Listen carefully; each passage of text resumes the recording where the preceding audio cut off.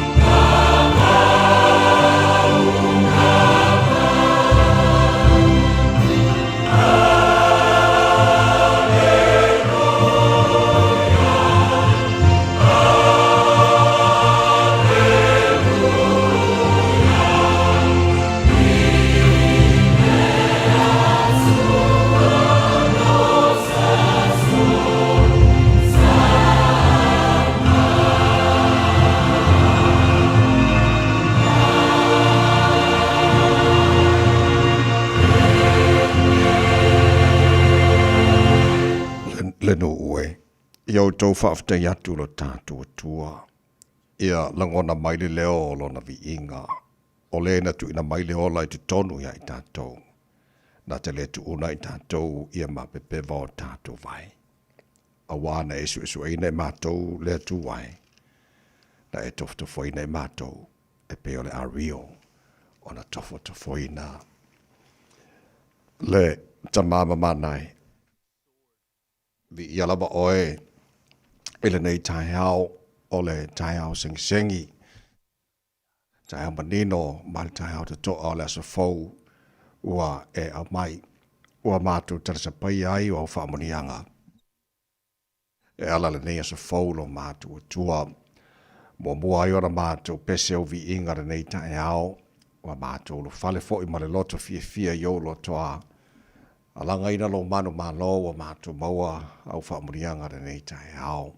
Mātou whaapea tua re nei tai hao lo mātou tua e pa ia lava oe le atua au. Le ai lava mase e tusa ma oe. O le atua ma malu, o le atua ma mana. Pa ia siri ese mana matau tia. E fo ia te oe. O mea o malava na e whaia. O le atua lava oe so i fua ma le vavau e o le whaavavau. O le atua e malia i mana oe me le lei umalava. O le atua e la e le vi ingo le mamalo o le atua oe pulpulu le mātango fie. Ta maa whaaftai tele. I lau mea lofa lo la fōua mātu maua nei fo i tangi hao. O lau lofa o le fo o mamori ma te maile fo launga la tenu le nei tangi hao sengi. E wha popol nei asu fōuro lātu si fua mo le mātu nei ola o mātu o liele nei asu lulu. Lua se fulu ma reiva ia yaso na masino aperila le mātu fo launga nei fo i tu sanga. Ia o mea uma lo mātu o tua o e whaia mo i mātou. Lau pule lea whaaftai lo lofa. O le mātu malanga. O le nei asu fōuro mātu tamaa.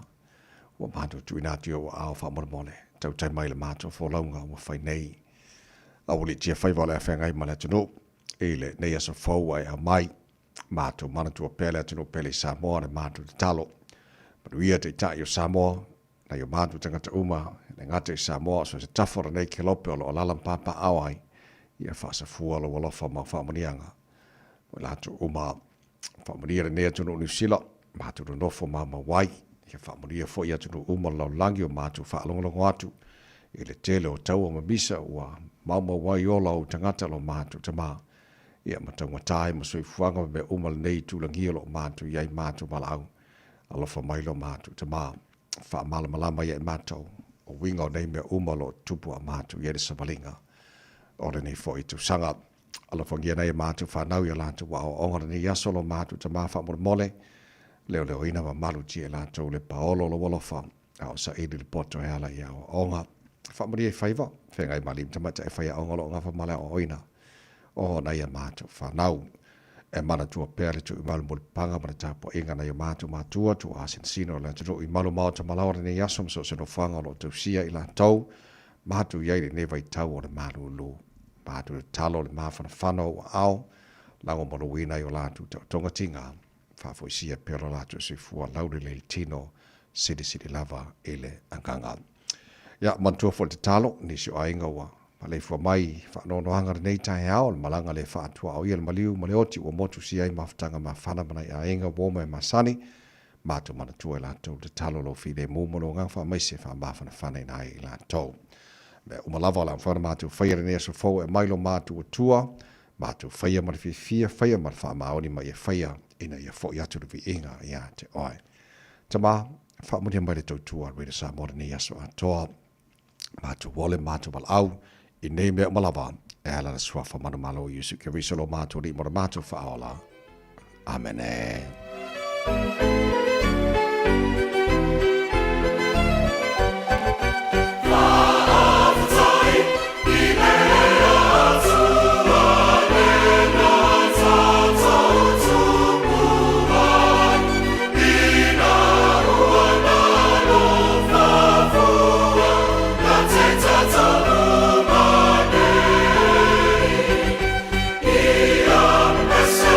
Hallelujah, hallelujah, hallelujah.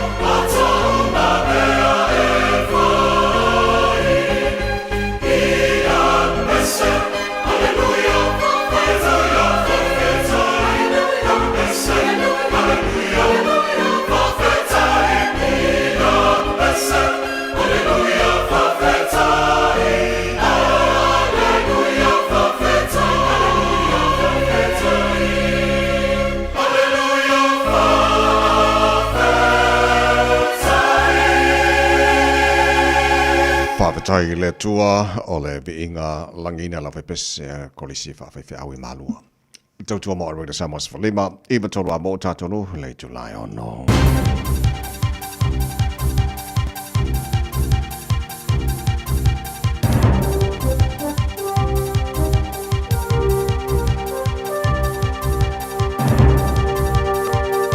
In this update, some peace of mind for sectors dependent on diesel, with the government procuring an extra 9 days' supply. It signed a letter of intent with Z Energy to secure a further 90 million litres for our reserves. It'll be delivered to Northland's Marsden Point by early July, and the Crown will control its release into market. Transporting NZ Chief Executive Dom Kalassi says freight carriers are still facing price surges, but this improves supply resilience. Along with that comes greater certainty. That's what is most challenging in tough times, is just the lack of certainty. Meanwhile, there are claims flight training's under serious threat as the price of jet fuel continues to skyrocket. The Aviation Industry Association says costs have jumped $10,000 to $50,000 a month. Kate Rickard has more. Maximum fee limits on government-funded tertiary educators mean flight schools can't pass more cost to students. AIA Chief Executive Simon Wallace says some have cut back flying hours, potentially delaying pilot training and worsening shortages. Tertiary Education Minister Penny Simmons says no law changes are planned, with fee increases capped at 6% this year. Armed police have reportedly been responding to an incident on the Coromandel Peninsula overnight. Coroglen Tavern part owner Luke Finlay says he understood a person with a gun was seen in a driveway south of Whitianga in the Coroglen area. Christchurch police are working to establish what led to a baby's serious unexplained injuries. An infant was taken to Christchurch Hospital from a Barbados Street property about 11 p.m. Monday. Rare native frogs thought to have escaped captivity during a flood in the 1970s are now thriving in Wellington's Lower Hutt.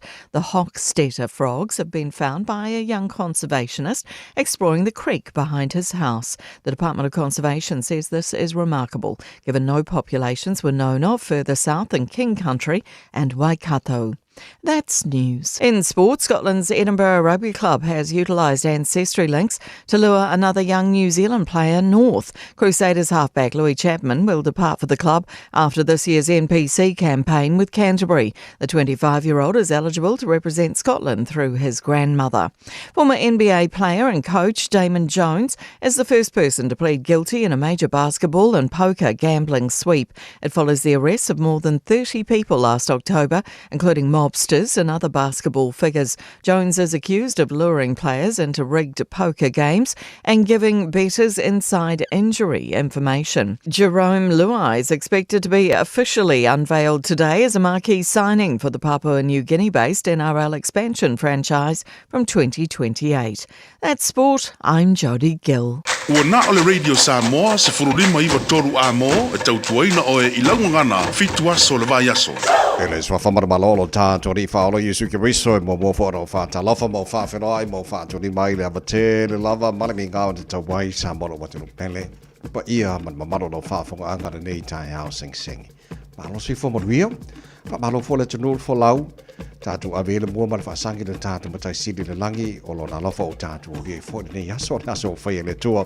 Ya tatu te ori matatu fia yai pa tiela ngale le o tatu tapa o sidi le langi.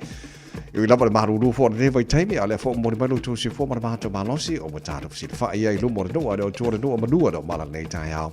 Tatu ava tasi te inga ya te ia mal tatu de talo alofa mai tatu matai te tai tatu fo lawa nei aso tatu fo lawa le lalo na alofa tatu ia nei fo ia so lulu wa lua se fo lu mala ia ia so o le masino aperilo tatu fo lawa nei tu sango se mana fa fo le por kana malo le tai hao ar we de samos fo lima eva to la mo le fo ngana malan ta shaba lu social mai chini ol tanto Facebook sira tas pa te mal to ona le tawai meni to ino se pa ile tu se follow hele tai on dai. Good morning malo se fo mea ka mana le tai ao Morena tai ao manuia lau sunga fo ile au tawai vi ia le tua au le fo ile nei se fo sa mo la tino pele malo le so fo manuia so la o mai fo ma pe la ko ia ni bele pi maru du wale ba vea ma le fia yes ya le o le ma ga ya le ai ko ma di ma ya fo le ma fa le o la toa yoi e ve te mo to sango ta to yai ya le le tino la mai mo la fa fo ma nei tai ao Kaloi tau mo le aso.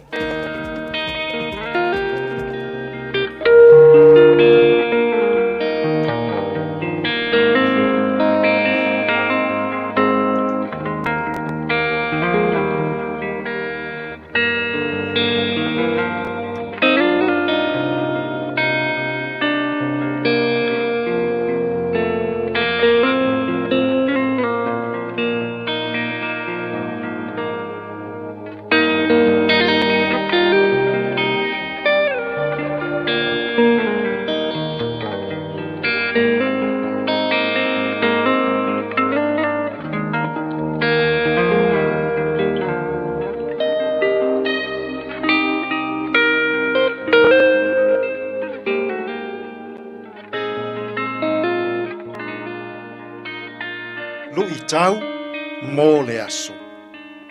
O le ola ua mau mau. A losing life. Ma teio, lona mata upu e sfulu mo le ono, o le foi upu e lua sfulu mo le ono. Awa se a le ao ngā i le tangata. Pe a whaina te maua le lalo langi uma. Ai mau mau ai lona ola. Se a fo i se ao ngā a vatu e le tangata. E tōngi ola ai lona ola. O le ola ua mau mau. A losing life. Wa tātou iai le vā yaso pa ia. A o anga atu Yesu i lona maliu ma lona toe tū. O nai ana toe e a o onga ia tū sao i lona auso. Ua whaari manino i Yesu i lona auso. Ua o i le i tū waso male taimi. E tatau o na uru fale atu ai i Jerusalema. E tu watu o ia i lima o ta i tai o le lotu a Iutaia. O le au Farisaio, o le au tusi upu, o le au sātu kaio ma osi taulanga. Ina ia whaati ngā ina o ia. Ma fasi o tia, ai tu toe tū mai, i le aso e tolu. Ua vavao atu e Peteru Yesu. Yesu aua le o le nei mea. Aua nei e tinga ina ma e oti. O lo o pongi sa Peteru. I le winga o fetalainga tu sao a Yesu. Ai se tasi e fia muri mai a tia. I amo e ia lona sa taulo ma muri mai. Ai se fia whaasaunga le muina lona ola. E mau. A o se wha mau lona ola ona o Yesu. E maua. Se ale au ngā i le tangata. Na te maua ai le lalo langi uma. Ai mau ai lona ola. O le winga moni lea. O le maliu ma le toe tū manu malo Yesu Keriso. Mai le oti ma le tuunga mau. Ia le mau lava se ola. A ia whaaola ina le tangata angasala i le malo o le atua. Samo ai, o le ua whaari manino i Yesu, le mafua anga nā fio mai ai i le lalolangi. Ina ia whaati ngā ina o ia. Ia fasio tia mamaliu. Mō le whaaola ina o i tātou o tangata angasala.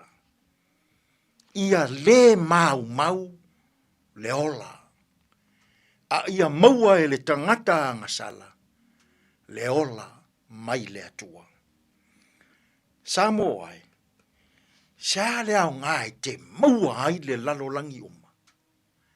Ai mau ai lo wola. Sia le au ngā e te maua ai le mamalu ma le whaae aina. Sia le au ngā e te maua ai le poto ma le atamai. Sia le au ngā e te maua ai le oa ma le tamao ainga. Sia le au ngā e te maua ai le pule, le tūlanga maua lunga, le mamalu, le whaae aina, I to tonu o Samoa. Ai mau ai lo wola. Samoa ai. Lo wola ne I mau. I mea ale lalolangi. Na o Yesu e saunga le muai lo tato wola. Na o Yesu tātou te maua ai le ola. Nā o Yesu e whaaola I nai I tātou mai le loloto o le angasala. A e maua ina Yesu ua le mau lo wola. Ai a e nau I mea ale lalolangi. Ua mau lo wola. Ile nei fo I vai aso. O le vai aso pa ia I le anga I atu o Yesu I ona puanga. Ai a pe a se I e tali tonu ia. Ma e wha tua I le atua. Ona e maua lea. O le ola. Ai a fai e te le tari tonu ma e whaatua I le atua. Ua mau lo wola. Samoa, o le maliu ma le toe tuo I Yesu. O le alofa tu noa o le atua. Nei mau lo tātou wola. Tātou te tāro. Whawhetai le atua. E le mau lo mātou wola. Pe a o mātou taritonu ma whaatua I la ua fio. Fesoa ni maia I a mātou whiau I tautua ma au nanga I le nei aso. E tonu malele iai mea uma. Lo lava suafa Yesu lo mātou walii ma lo mātou whaola. Ua mātou tatalo atua I nei. Amen.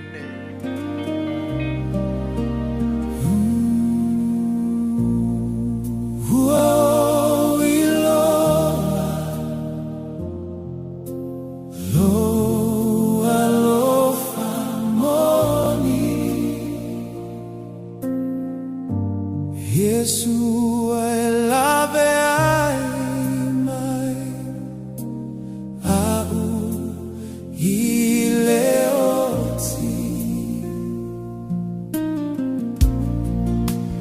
holo toto ua o magalo ai o fala Wow, malolo ai nave solo e fama sino ina o lele ai se agasala ai ua tua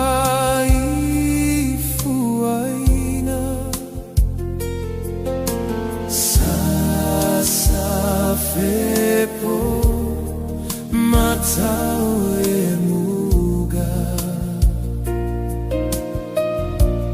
Ole au aiga o te file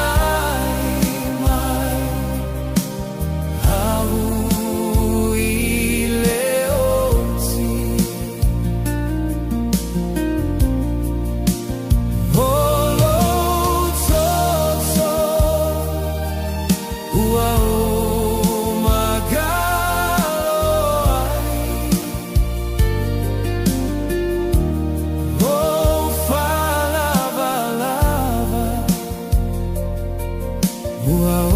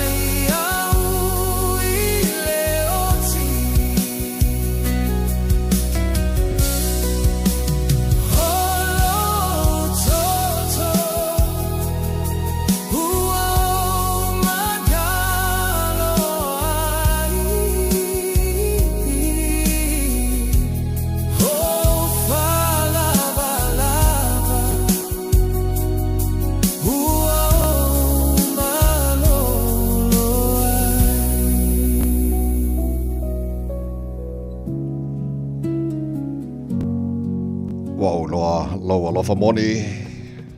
Ina was full malo lo te ane le July ono le tu mo already sa mas faliba e matolo mo na minuto na fa solo fo tara mo seka sui faithful yo le tai out e mo koi fa si vai o te le malilim fa mar sa fo le te no le lo su tu te maka ruenga honga toro ne va so ta to yai to kwata le fitu le ta nei fa avano mo so taimi mo le ta to proclame a reto o le ola pera mai le sunga pasta la fa le copa o le tato malu o le tai out fa le nganga na mo ne fo so lolo today in history tato ba vai por me tupu le so lua se fun marivo a perila le tele to sanga ba vai a o le tai no le fitu e le ta nei ia ma fa pongo tato tato folding out por tani ba tato fitu tato proclame la fanga solo le tula mata o le malu le tai out se mo tato ba vai po mai lu ona wala le tai out Talo fa aveta avale lungo tato awala mai ta watu tele vaenga wala tele mai sila befo ia tato motorways tele o le ua feo lolo le pisi o lo o yai le taimi le nei ai o le na lava o lo o flow le tato traffic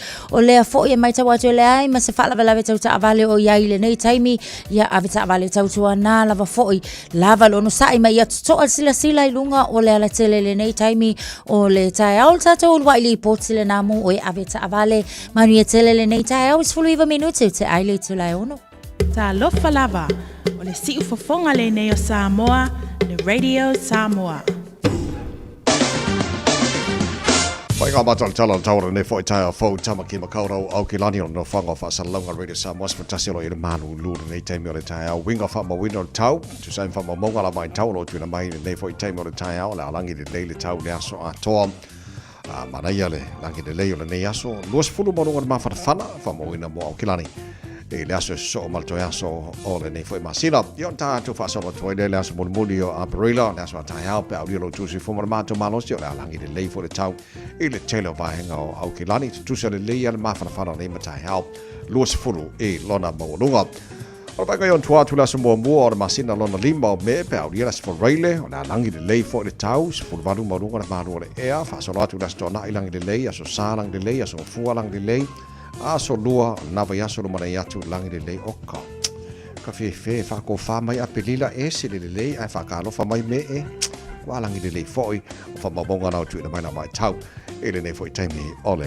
tai au tu la ma sa fa nga solo foi le por kala me maru le tai au re sabo ola fa intara ba ba tu la ele tau te lo si vai ngor si la fa pena for tau sa mo ni so vai ngor ke lope luo se furu mor tasi o te ade le tu la e ono e fa ka sa au a ba lo no moni tala ina fa fi ngor re sa mo nei tai au la tu nga ju te ngor ngor tai au fo pa ni fa vol nei aso pe se le mo O a ba o si o unu umoni o te pese ai ma oli oli na lili uai o le tu sipa ia wa fai tau ai lo tu e fia Fai mai o la lola manu talia I tala ne o le fele malia na puno no ai o ali o le komiti wa ta ua o le papa o misi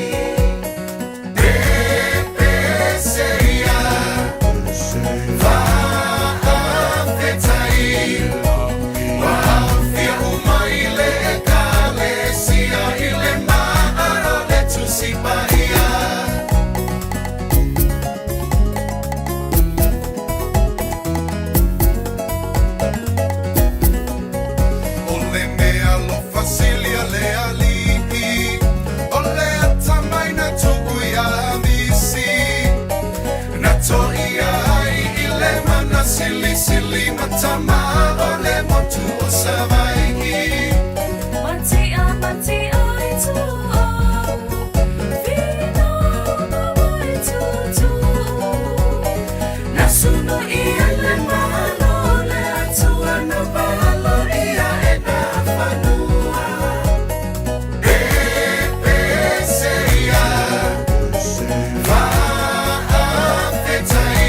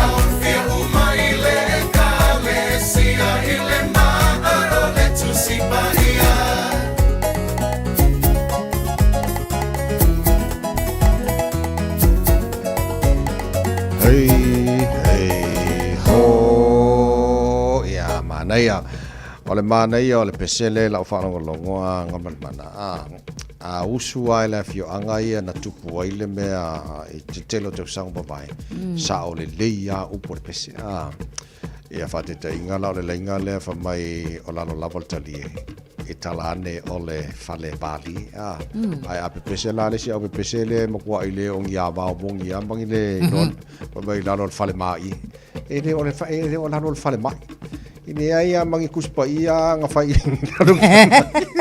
ngari liu lalo ngi fale mai o kala tala ane o le fale bali Fate mane foi wala ngal tele na pese la te fa no foi le se ia fa o le laina le la te fa no ia de sa nga pese ka ko mene fai fa mo le mo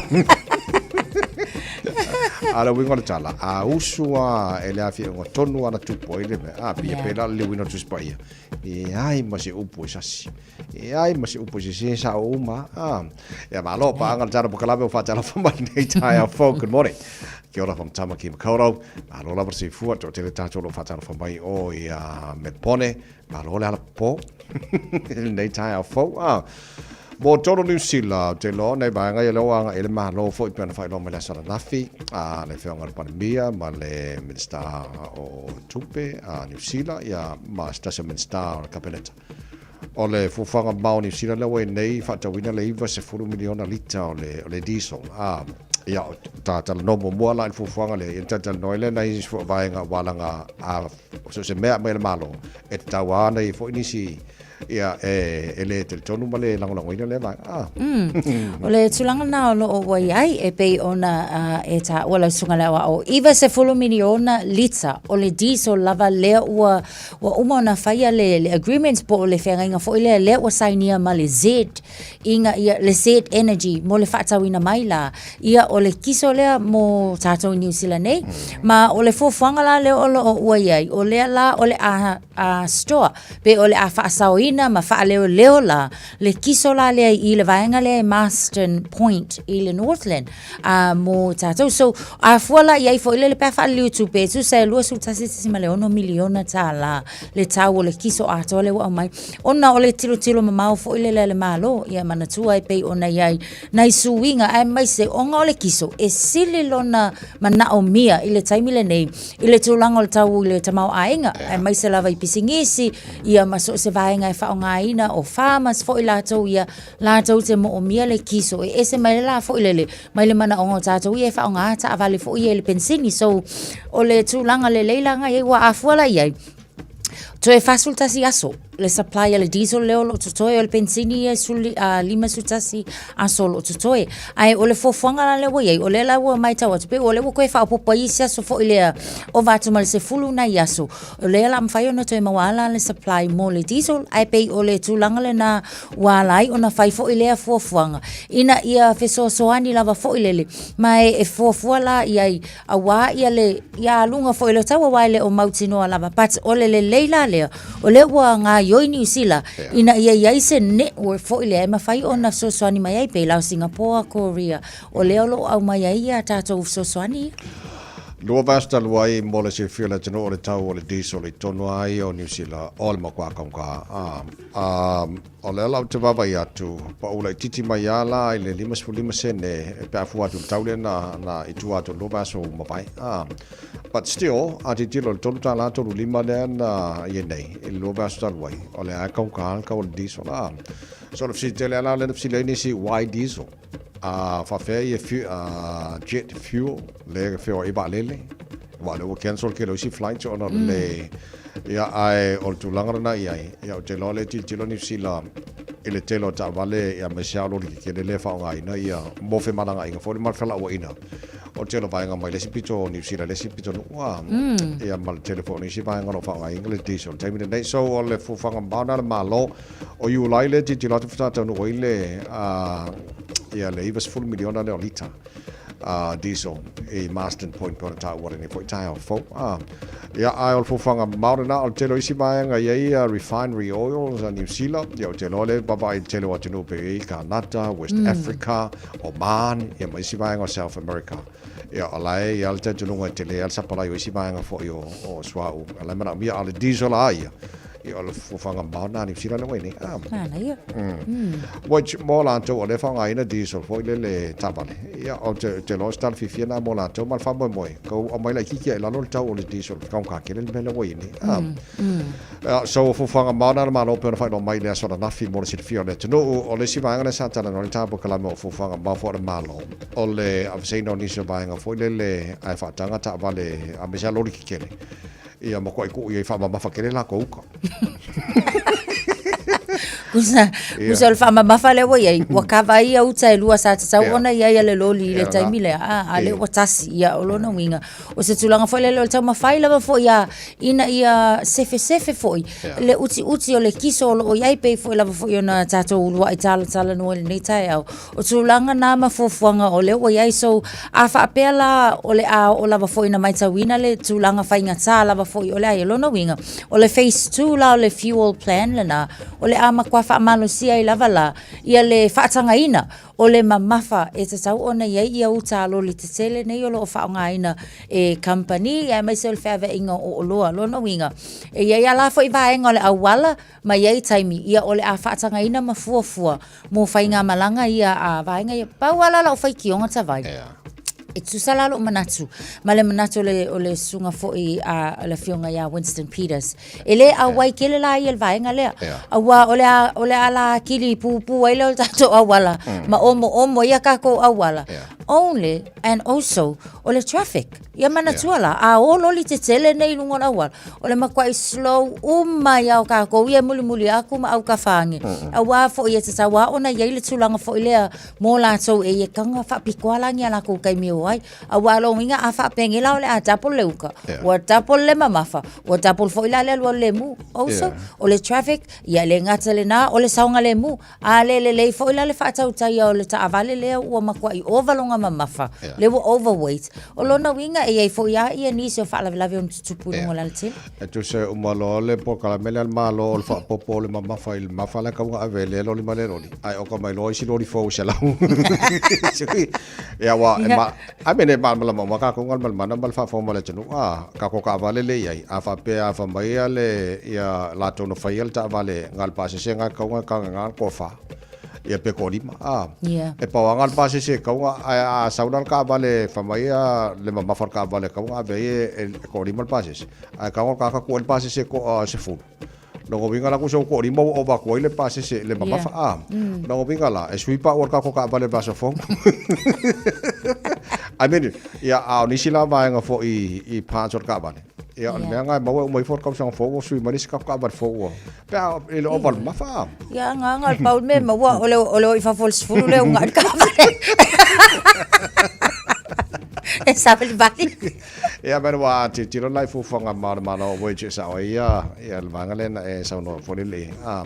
Well, mai mama sa mana Winston Peters ko no brainer ne fu nga malo o le pesta amba le fu nga le leia sa tau fa malo fa nga rails no fu afi which ya ja makua I ko alo pulo le ka baile ya ba sa mana ia I fu nga wa afa pe ati tilo malo tu langa na ia pe ona fa ya mo lo li tele o le pesta amba le option e tau na ia o fa nga rails o lona na fin nga le tau na fa nga mo taimi nei ole kau shoki or kako kiso mane so olo ini ya kasi le mesa ava pasa mare once kasi mo ingisi au palo kasi su I mean anta mai ar fufuanga wala ngal melan al mele mali ai ole tele al mele mai malo temi nei e kawanga le lango ina le a foi New Zealand first yo na ka mangin ko nga or ka ko nga kulpano ko la so piko November ya le late so onai va nga na ti le por kalambe e le function na faia o te lo na tampunia le minister to president on e pe for nga mai sa tau faisi vesi le titi o le au tu stala sa ile time e lo ku skala sa mo ku skala ngi sila te lo po te pise ni sila manisio ala le fo le ni sila ya so mo le tari sa ona ave le minister o tupe ka ofima ma fa umano ina ya ona tu tele le vesi fo le fa pe fo ile ku pu ye me Ia msal mo fa punga I de talafia ngai ona na fo le taimi o la fia ma enjoy le po O te tonu na tula I mai ia me le tausanga na se I mawai atu nei. O na tulang fo ia aiela le press conference. Ia e lava ia le bri budget fo le ale minister o tupe. Ia mo ngai drinks fo I mo autostala. Ai peita ia ne ole ngana e whaonga ina. Pe ia le upu fo le pe wata umama ina. Ai se tasi fo I o sui o le isi. So ole sui la le tua ina ole sui mai I le TVNZ. O ia lea na ia lafo ina fo ini whaamtalanga fo ilea e tau mama ina ipe e whaata wemu I se tasi fo I tustala. So na paula le tūlanga na ia na vavea lava fo ila o na tau fia. Ia ma le whaawawina le na fo I tūlanga le fiafile na. But I le fesilingi aila. Ia e fesilingi aila. Ia le code of standards. I te tonu o le media lava fo ila tau I le whaatau wina o la tau tiute. Ona e iai lava le fine line fo ilele o le whaaloalo peita ia ne o lo maita watu. A fo ila le to inga whaamtalanga I le ngana Peritania homophobic slur. O lona winga. O se kala ele makwa ele naisa e oso lfia fusu. A fua ia te au ia pea whape whaise whaamtalanga whape seisi. Ile I tu pala lea fo ilea le tama mo I le teine mo. Ia wa inga pauale nga o le vaenga fo ilea o lo o nga ia whaitionga. O lona winga, ia ke au ia o se tūlanga wa makua le tau tamali I tele. I to tonu o ngā luenga whai. Ai mai se lava fo I te tau lava o na mauti noa ia mamanga kua pea. E iai lava le tua oi. Ia o whaamatalanga. E ui lava o lunga o ngā luenga. Pate ia al tua oi lea. Asam ia le lei o le na maua wa na filen tonu ia le whainga manga whai malanga mamalu. Whainga malanga mamalu a le whionga tupu o Peritania. Ia malana masiofo. I tono le whanpaipai. Ia whila fo I ma le Britain o America. O te lalau titi lantu niso mai ngana ta ona whionga Donald Trump. Fo le e mana o ia build up le relationship ma Peritania. Sara pena ini mea na tau bai fuatfonga hawa ai si bai ngalea. Ia walanga wa e se la le tala le ufai I le tupu ma le masiofo. Martala le fai le palmi o Peritania ia vai so vai ia no inga la to e fono ina nei vai nga tau fa le we jo se mele le Alusia ia umane o tau ia se tafa mai o se tala le fo le mo tato ia alo nga foi awanga o ma o foi ia talo sia e fa apelo e ioina wa kaunga fai se bulletproof a Donald Trump wa no ma wana na fini se famtalang o le wa matan tilo fa pa wa kaunga fai se bulletproof ko ia so talo sia la ia umane el fono le ia wa fa tau nu ni sina vaenga mo le saunga le mu ia a sawa ia male fa mo ia musmusu I fol tupu mal masio foi o il Preston vai wala vanga me wala vanga me o vai mafakire la langi ai o Facebook o wala ke le o kalo li kalu o Facebook le lenga mala ko na le ia makala ka ko straight off bus ma fa sa ko la langi me kawanga enjoy the life la langi wa pibesimo pono la langi o me ia fa ko songa ngu mi So nos full minutos lo tor talo le tula fitu fa fianga fe sala e wini tavita good morning. Le afai e te loa Fai ngō fia fo ia na tana Mea e malama I le ngangana Si wafa ata tau I winga o upu Fa ali fo I o lauanga nu E matango fie I le mai moa Tanga o le siwa wha Samoa Le tau sala Samoa Ua sau noa Hai ua sila loa Le au mai moa Ma atau pati le au mai uli Tata fiti le songa I miti Tiu susu fao I lo manapa Asi vai lo patua le tau sala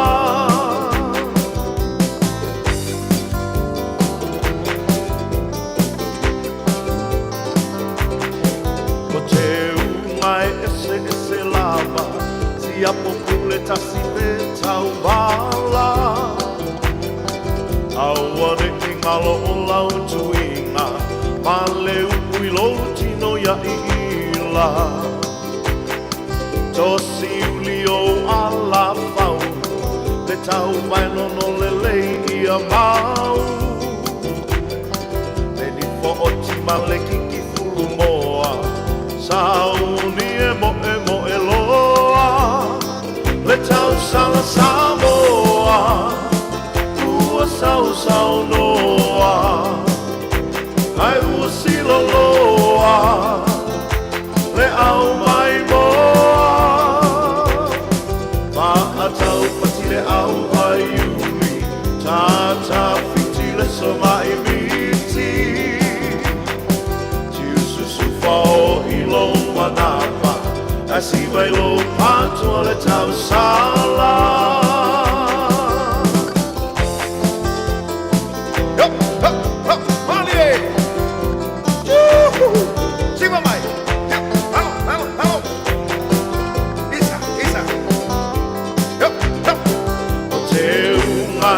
Ese lava Si a populeta si peta wala Awane ingalo lau tuinga Male uilo tino ya ila Tosi ulio ala fau Le tau vai no le lei ia mau E di fo oti male kiki furu moa Sauni e mo e loa Le tau sala Samoa Ua sau noa Ai ua silo loa Le au mai moa Maatau pati le au ai uli Tata fiti le soma i miti Tiu susu fao manapa Asi vai lo patua le tau sala Samoa Ua sau noa Ai ua silo loa Le au mai moa Maatau pati le au ai ui Tata fiti le soma i miti Manapa, asi vai lo patua le tau sala.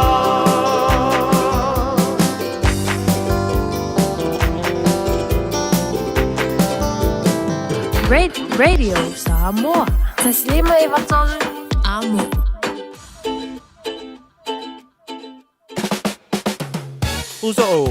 Oso. Son, fe o kausinga iau makari ila manga iau lau ka vali fou. Aboi amu uso. Bag. On Enterprise Motor Group man ka. Wa uso yai kaya wangi. Lei yang whakamoe dau whainga duenga. Ai o akure a fia wa show lau ka mai lunga lawala. Pa wa ma koinga ka vale. Piki apu SUV, van. So koinga ka vale ha. O fet for cover. Ole lima ongo fiku Great South Road man kau. Pe vile le over se lau lima o dua kodfa. Enterprise Motor Group man kau. Sa ili, fili, ma ave loa lau vale. O e si la fia me whaatino e mawhaiona e umi ai so fale motu le lumanai. A whai fo i so fale motu, o e si la fia me whaiona whaatino ni si o fuafuanga e whaonga aire equity o lo fale. A wane e misiere por kalame o le malu I fale, ia fiafi o sururu ta itasi le se fulu e te aile whaa. O le a e si la fia ai au wala e mawhaiona e umia se fale motu le lumanai, ma au wala e whaonga aile equity o lo fale motu, e whaata waise isi o fale, le por kalame o le malu I fale, ia fiafi o sururu wa yaso ta itasi, se fulu e te aile whaa.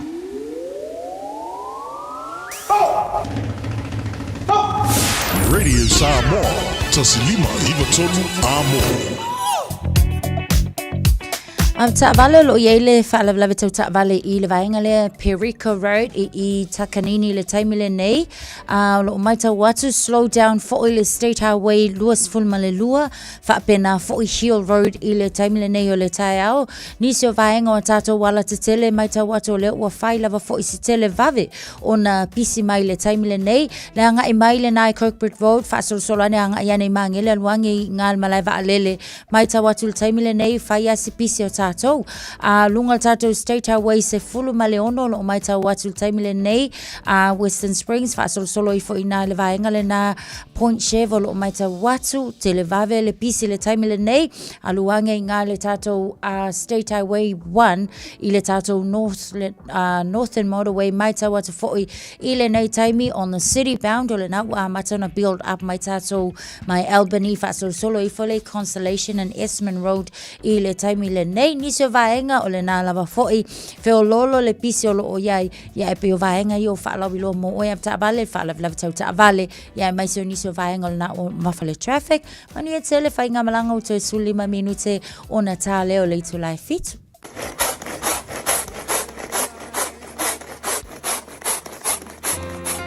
Ia fatalo fatu e te o Samoa e lea so swafa mawalunga o tatu o li whaolo Yesu Kiriso. Ia o tatu polkalame ne o le.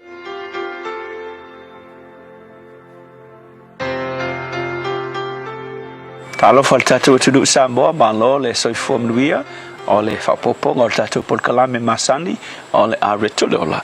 O le Filipia lua o le upe fitu whapea a ua whamawalalo e ia te ia ua winga o ia whatasi ma le polonga ina ua whaia o ia e whapei o se tangata. O le upu mo o le asu le nei whawhai ngō fie lo o langa. Wa ilo o Yesu o le tangata whai ngō fie e mawhai e Yesu o na sau o ia ma ua tau whatasi o ia ma tangata maasani o le o langa. E ele manatu maasani lavo tangata I menge I o tama mamafa. O tama mamafa po tangata mamafa e whae ngoe tamaiti. O tama matu. O mela me o tangata tama matu. E whaafai tā o lato o langa. E le ngata I lea e whaafai tā o na wheso o ta ila pe. Whaingatanga e approachinga. Ke fia kalangoa e si kai mia e. Pe ke whewhe onga o kama maku I e whaingatā onga. Wheso o ta I mai I te oe. E leo tangata umafoi e fia wheso tai matala noa I ei tama ia. Kai pēo lau wharasai o fwoi taimo Yesu. Ia e leo kangaka uma e wheso kai matala noa I ai. Na o tangata I longa lava. Ia e fia tala noa I ei tama na kangaka I longa o le si o manga. Whai fwoi langi kaukalanga mani la unga tangata whapena. E ki whaalongo I ei e kauma whai a whainga ka. O ngaro laku mangaku. O la tau o tama matu. E whainga tā o ngā malama tangata I me tau te talai. E manatu I latou o le lave o latou launga ma tau talanga. O le mau hae lea o lona mawhauwhau. Malo latou I loa. Peitai o Yesu, ke vai I lona soifuanga.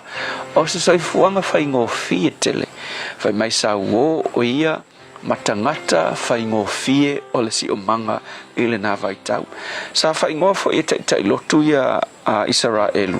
O ia o le wo a te lona matangata ngasala. O nganga vai I latou.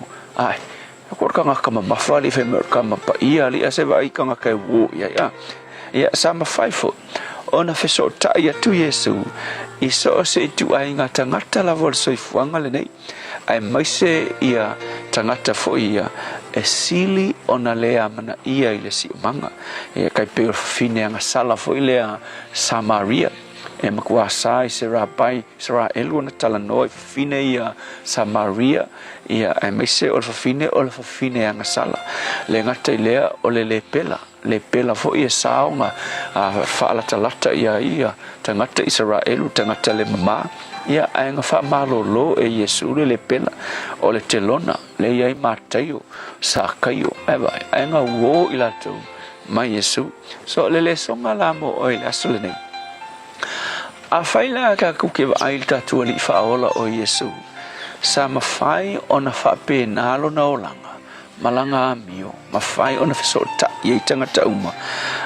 O le ala, al whesila o ila tātou, ka kou ki kau mawhai ai o ka kou mawhauwhau e tūlanga ese I tātou. Whainga tā o tātou o langa. Whainga tā o ngā wheso ta I mai tangata I atu I tātou. So al whesila mo o el nge yaso. O whainga tā lo o langa, po whainga o fie lo o langa. O e tama matu, po o e tama mosi. Kelo o tama matu whainga tā I o kamanga a o kama mosi e mawhai tangata uma o na tala noa I te oe ma wheso ta I atu ia te oi so fa pela o Yesu fa mat kala kuspaia o ia o le tama matu ma foi le sisi kusa mai Yesu ai na fio mai o ia le lalolangi o tu ualo na mamalu ilangi ina ia mafai ia ona feso tai i tangata umalava e o tangata ngasala le tua se o onga matango fie na fai e Yesu mo mato ele ifia tama matu o ia pe o le tele o mato ai ngasau o ia o fai o ia matama mosi ina ia maua i mato fa tai Yesu amen.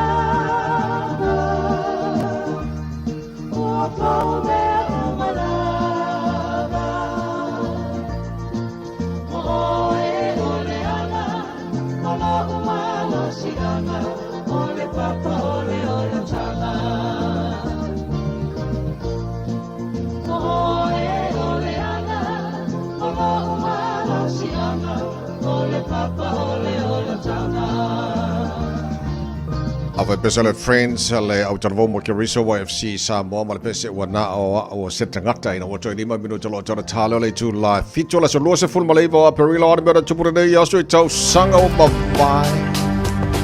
Ko sanga lua afe malalima i le aso na ulua I whaatuina ai mo le taimi mo moi te tonu New Zealand ia le lato civil union. Tau sanga lua afe sfun malaiva fitu se lau le au whaio I lato te tonu le United City na afia I le mailea o le misela. Lua afe lua sumalima se a whama tautia sa tulai mai te tonu Western Pennsylvania ia na whapenao na motu sele Leticia I lato wha se lau afe ia male to tolu na mali liwai ni sina ma ingai mena tupule nei aso tau sanga ua mawai.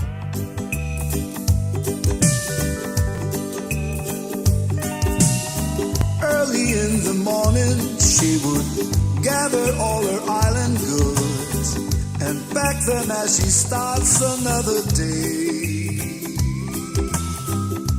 Carefully she makes her way beside the mountain streams as she sings an island chant of long ago. Sweet, sweet lady of Waihole, sitting by the highway, selling her papaya, green and ripe banana.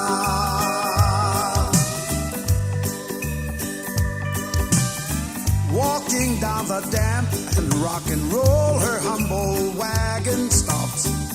She watched the sun peeks through the valley skies, smiles and wipes the sweat up from her brow, continue moves on and starts her journey through the highway rising sun.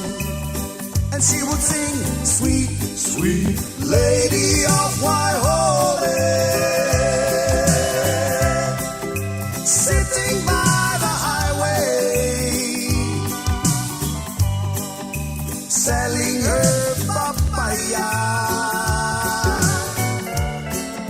the green and ripe banana.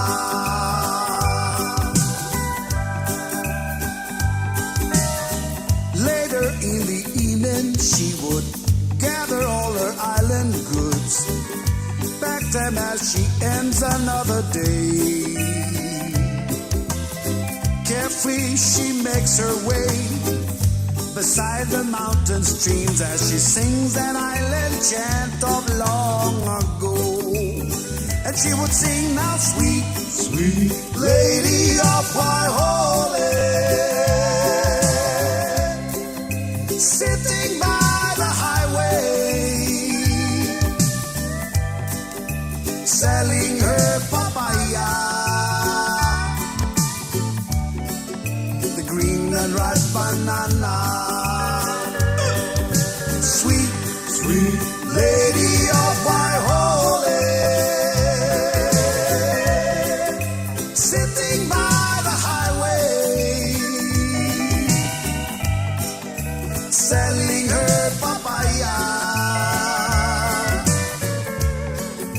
the green. Talofa Samoa o Jerome Gray le nei. Pe o e e lau ta vale po e whaafonga mai I lo maota. Ia tu pele ni lo lau le tio le 15 I batolu a mo. Radio Samoa numera tasi I New Zealand. Ta pena I whanau malau a inga atoa. Mo se ta whaonga winga ese le Auckland Zoo. Whaalongolongo I whaatalnoanga le autau siman. Matamata la lata I Leona, Taika, mai si manu mai Afrika, Australia, e ova hatuma le tolu afe manu mai so se tuo la langi. Le Auckland Zoo. Whaata whauta mai tima le ainga. O se asa le tumu I fia fianga. Toa tusi Motions Road, Western Springs, Aukilani. Aukilani saute. O sa ili se sa mo oe malo ainga. O le Enterprise Motor Group manukau o lau fale ta vale wha moe moina. O tele ta vale matango fie filfili mai ai. Tele le fisosoani o lau whai ngā luenga mo oe. Mo se ta vale talafia ngai. Su mai I le 5 Grey South Road I nei manukau. Asias fo I le upenga ta whailangi enterprisecars.co.nz. Pe wala au mai I le oval selau 5 lua tolu wha. Enterprise Motor Group manukau. Sa ili, filifili, ma ave loa lau tawani. O e fufu e whaatau ese lo fale. E te manao i stangata e whaanongo ia oe, tau tua mo oe, ma malama i launga ngana. Vala au mai loa le malu mawhatau Bob le malu. I le olua lua, tolu ono o, lima lua iwa pitu. Olua lua, tolu ono o, lima lua iwa pitu. Hey, lua hey, hey! Oh!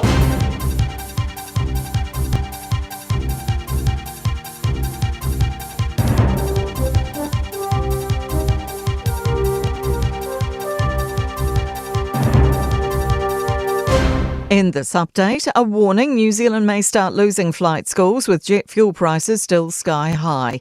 Government-funded tertiary education providers have a yearly limit on how much they can charge students, meaning fuel costs can't be passed on through fees. The Tertiary Education Commission says any request to up fees will only be considered for next year, with increases capped at 6% this year.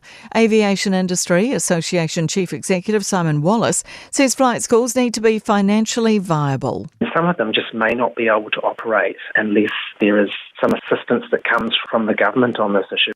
Associate Energy Minister Shane Jones says the government's looking at whether it needs to intervene on jet fuel. More collaboration between Five Eyes nations could be the key to cracking down on international drug smuggling. Canada's Royal Mounted Police plan to send an international liaison officer to Wellington this year to work with local law enforcement. Large quantities of meth are now entering New Zealand from Mexico via the US and Canada. An El Niño climate patterns developing across the tropical Pacific and might continue through winter.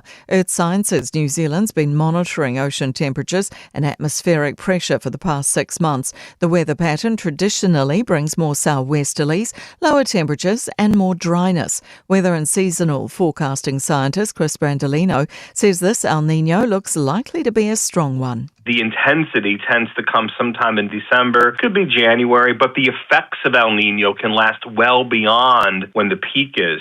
Donald Trump's rolled out the pageantry for King Charles and Queen Camilla's visit to the United States. Relations between the US and UK have been strained since the start of the war with Iran. In his speech, the US president shared how much his Scottish immigrant mother loved the royal family. I also remember her saying very clearly, Charles, look, young Charles, he's so cute. My mother had a crush on Charles. Can you believe it? That's news. In sport, two-time Olympic rowing medalist Emma Twiggs eagerly waiting to find out how New Zealand hopes to contest a debut event at LA in 2028. The 39-year-olds won the women's single sculls title at the National Coastal Rowing Champs, an open water event making its Olympic debut. New Zealand set a limit of one athlete per gender. Twiggs says Rowing NZ will have to consider how they utilise personnel. Whether we target a double scull or try and qualify 2 solos or try and, get 3 really, really high-performing boats that go and secure spots across the board. Jerome Luai is expected to be officially unveiled today as a marquee signing for the Papua New Guinea-based NRL expansion franchise. The Chiefs have also signed Rabbitohs winger Alex Johnston. That's sport. I'm Jodie Gill. Ua na ole Radio Samoa se furulima iwa toru a mo e tautuaina o e ilaungangana fitua so le vai aso. Na isi al vaenga fo il tatou awala av ta vale mai ta watu le nau lo o mamafa le traffic on near road le time le nei North Coast mai ta watu faisi mamafa mai ngā le city bound anga iane I le tatou awala lau papa o le fo mai ta watu lo yai kiu ina le vaenga le na mai Birkenhead fa solo ngele ngai o newa I le tatou interchange na male on ramp le State Highway 1 State Highway su male ono mai ta watu Massey le vaenga le male Westgate o lo o faisi mamafa le traffic le anga iane foi Lincoln Road I le taimi le nei o le tae au Lincoln Road ia o le lava tu maule mamafa na anga iane le te aratu ma Point Chevy le taimi le nei male anga I ito sonu o le taulanga nisina o vainga o iai on State Highway lua sumalua faisi mamafa mai ngai Drury faso solo ane ile anga iane puki koi le taimi le nei lungo le Great South Road o tahuhu va Penrose malanga ia tu Ellerslie o lo o faisi mamafa on our south end Takanini to Manukau and Green Lane on the city bound pauna vainga lo o mamafa le traffic mo tato of ta vale so tu ana le saunga le mu fa minute te ai le tu life fitu Radio Samoa Tasilima Ivatolu Amo Radio Samoa 95.2 Amo.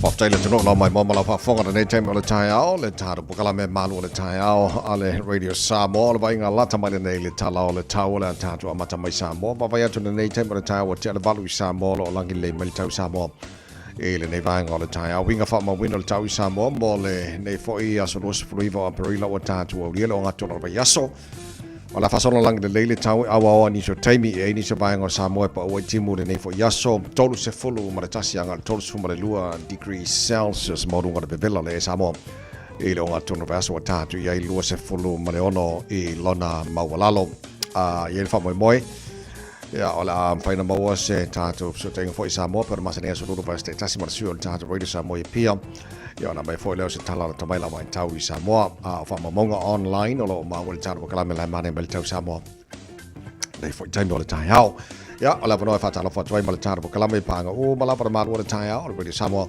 le ngata America Samoa fa pena foi Samoa lu mo Facebook ma YouTube fa pena foi ia le tatu wala leo Samoa FM 106.1 Malo la versi formulier nei time le tai ao se mal talo tau New Zealand nei te la vai ngor mo tu saute Alexandra langi le leile tau e malo sila teacher savili ni so time mai ma tu si for los full mo ngor ma fana la ma fo ma fana li o is vai ngor mo tu saute li Blenheim ma dai sulo la mo to le so malo sila teacher savili mai si for los fu tase mo ngor ma fana le fa ma wina mo Blenheim ira nei fo yaso Greymouth fa so na awa pa timu ni so time is fu no mo ngor ma lu in me kan go langi le leile tau pa o timu le fa fa na dai fu balu mo ngor ma lu le e kai kora ma le sulo le la ni yaso Los fulmorunga ma fana Nelson sulu ma tango fiele la los fulmorunga ma fana o maru langi le leile tau pa ultimo le fa na nei los utasi morunga ma fana Queenstown la fa solo ina awa le tau le so pa ultimo ni so tema le fa na nei Marsaville ma lo si mai saute sifo ni so time is for fit morunga ma lo timoru ma le langi le tau mo tau e nei foi aso los fulon mo lunga ma fana Wanakam fa so na awa pa timu ni so time is full varu mo lunga ma lo e Westport awa pa timu ni so time la o li ma fa na nei fu fit mo lunga ma lo le so Dunedin langi le leile tau pa timu le fa na nei so los fu tasi mo lunga ma fana ma le ayo kara state good morning ma lo la versi fu mo langi le leile tau fa so na awa pa timu le fa na nei Marsaville ma lo si mai ma tu si fo ni so time o le fefeana nei dos futolu oka ma nei vela mo le ia mo kara stete le so tara va vai le motu matu le pi chola va ngol motu matu e awa pa timu kai taia lo su tasi mo ngol ma fana fa talo fa la teno o so va ngol lo mo Wellington lo tara ma futal nei taia ma lo la versi fu mo ia awa ni so taimi langi le fo le tau le so fu fitu mo ngol ma lo fa mo wina mo Wellington e nei fo yaso fanga rei fa so na awa pa timu los fu mo ngol ma fana tauranga langi le leile tau los fu mo ngol ma fana le so tau po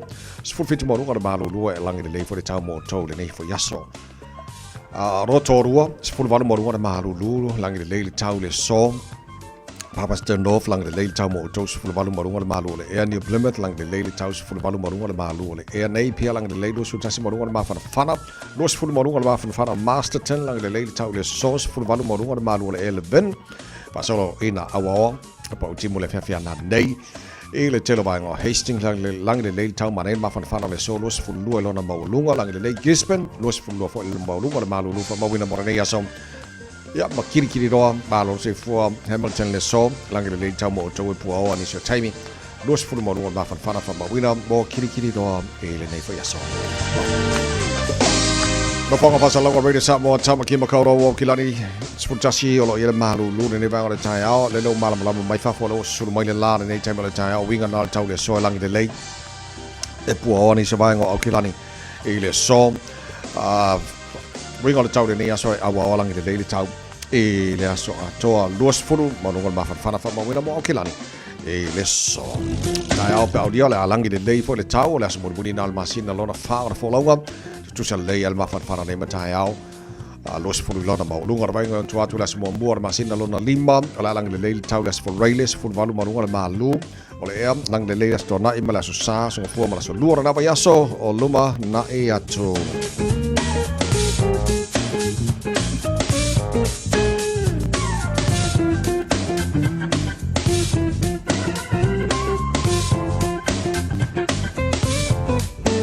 bongo marau chu na mala ba chau ne foi taimi ole tai au le tau tu orbe samos folima e batolu amo ele tau tu orbe samos folima e batolu ino sfulu lo cha ne tu la fitu ia malo fa tai le tu la mai mo la fa fo ne tem tai au fa so lo maruru ka ko a maruru lom ko fa vela lo marco ko sa mo ir ka ia io Yes. Perka ko ki or ka ia mana ya tele ale na ya singa avo kala ma singa toast foi ya ngau fa kasi ale mar kok sa mo makwa mangai o ia nga la solo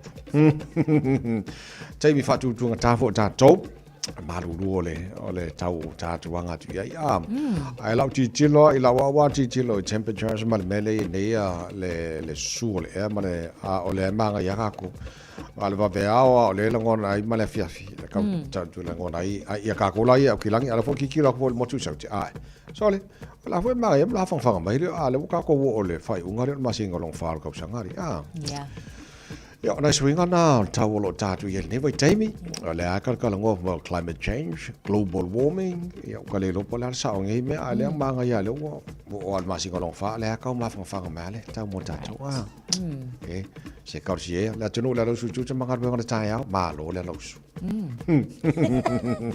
ole tua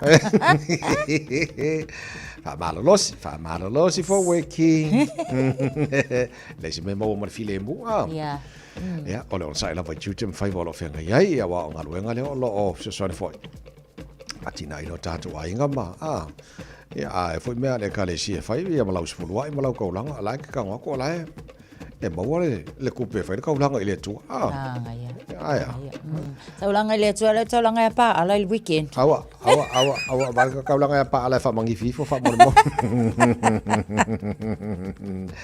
o tu lang na yai mana ya pe tatu wa ngalu fa tasi ya ina foto fo ni se vai ngale le mo tatu ya wala ti nai no nai ai ngal ne vai tempo ka kar su fuanga so yes ai mai se lava fo i ole fa sa lava wa onga nai fa na ya sa le talo ya onga nei whanau, titi lotu ia ni si o child care centers, I tono au kilani. O fōina ni si fō nai fsosani mo nei mātu, e ala I mo o I tu la free. Sa por vai ngamo ta mai ti wiso se mele le tele ya pe afu atu fo le ni vai tai mi mana ka u kar su fanga ka ko ye yo e vai o le tele wa onga a mata I tono au kilani lava fo ia o tono fo I fa pena ni so vaenga o le tunu o lo wa ia swinga fo I ta ma fai e fa ma mai fo le avenga I matua ona o le tu mo tono wa onga wa ka le inga mai ki kongwa onga wa ka le ingi enrollments fo I tono wa onga a mata ona onisi o tulanga o le tau lava so fanga ta pili o tamaiti ia wa tono onga mata tono fai ese ka unga ka pili onga tamaiti onisi la yo o fofuanga fo ia isia onga o le o ia le taimile nei o le enroll lo atali polo a fines fululua masinga le se pili just se fululua masinga ele fa wa wina ia o le si vaenga peila o le vaenga le na Go Bananas Child Care Beachland o la tola se fululua masina ele se pili tongi o la tama o le Little Dinosaur I Epsom o le mai ta watu ia enga o le taimi o le autumn a onga fuai le tamaititi Reach for the Stars in the North Shore tolu masina le aise pilo tamaititi tongina o isi lava foi lao centers ale 5% le pa u foi le opili a onga tamaiti ia wa yai lava nisi o vaenga te tau lava ona yai ia e fa penala manatua la luas fulu ECE hours free tamaiti o la lava foi o lo o yai tutono nisi o centers o tala noa lai tūlanga ia ona o tilo lai si amata wa onga wa e fa pena foi ke tui sa sae onga mata e fa pena o le vaenga leo pepe nga o le se lau ta lalo la tau pili le taimile nei sa ulo wa lua nga le toltau sanga valus full ta la ia o le vaenga la leo fanga I lima ma le 2 hours e nga o le 5 kala ke fo pe ale nga fakia matua o le tulanga fo ile o le sa o le leo na fai o le fasoa le masangi nga sa uno so ile sunga la o le tamai o faso me le tele ma le avel fa mo me ton fa mo wa lo titi lo atu so ele ko mo fia le mai o ka mai ki ko mo child care center se li lo titi lo atu fa mo le ta por kala me fo le I tono tau sanga e titi lo ma tu fuli ma fa nga lo fulu a fe ia mo nei fa na ole e vai tono ma o ine tono o child care center so le Ora mo wa ke le ar ku pele e ni ai le fo e matua wa matua ia mo kwai a vela la ko fa mo nei fa na e de kai fo ile tongi no ia pela le manga le tata no ola ta mai fa so ia mal ave le tupe fa mo me kong fa mo ele leile tulanga le mawa fo i o ngai fa pa u mai I totono centers but ele ongi long term o mea nga kai pe ongi mea fo I ele sustainable as long term o lala fo lana ia tau ia o le kelenga o isi centers ia wa close wa matan tapuni punia o nga wala ingi involvements talu waile fai mai o matua o taunga tātere fo ile pili a onga ia o tamaiti but e fo ile quality e ala onga ia ile pili totongi mole isi ia tamaiti e fo ia o le quality ina ia langa o le lei e wako lai mama le lei mai le sesi o manga mea umanga e ala I ona ia pili o tamaiti a onga totongi ia e fo lava fo ile faso soa ia male fo le lei a tātou matua so le tulanga na wa ia il tele ni so tātou child care centers I tono au kila nei lo winga la e mau ala so ni mal fa mama venga ia mo nei matua wala nga tātala no I vaenga le e lava matua e o lo ele on fai ona la tua vina nei fa na ia onga ia le mau no fo le ia la free ia te lo itu la foi e vai la to ia wa to fo mama tu mala tu tel tununga pa wa me de le ala mtaino le ola o ina mo molta matiti e matua e fo ia ia la ola o ina le fo ima le tulanga o tulanga le na ma ia ta ola fo ia o te taltonuina le o le tamaititi a mata atu ia ona a mata lona o langa o onga mai I tutonua onga a mata ele ka fa kai o le a onga a mata lona winga u a maka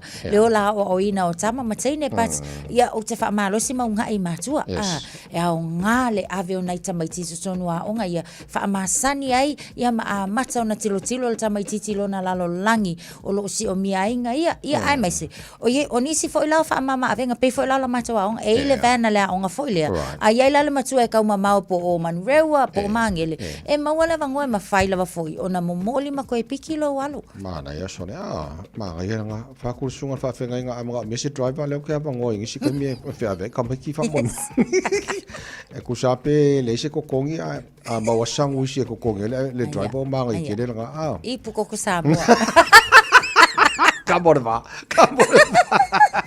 Malo se for rip. Okay, the late and it's time to think samo la mo mo le tala ele o no mo le su on tato radio samo pia mo tato ronga per masane so lulu au tato tala mai samo le town le valu e le town le to mo radio samo for lima i to la mo po kala me malo le town in o se fu mo valu te le to la fitu samo ai la le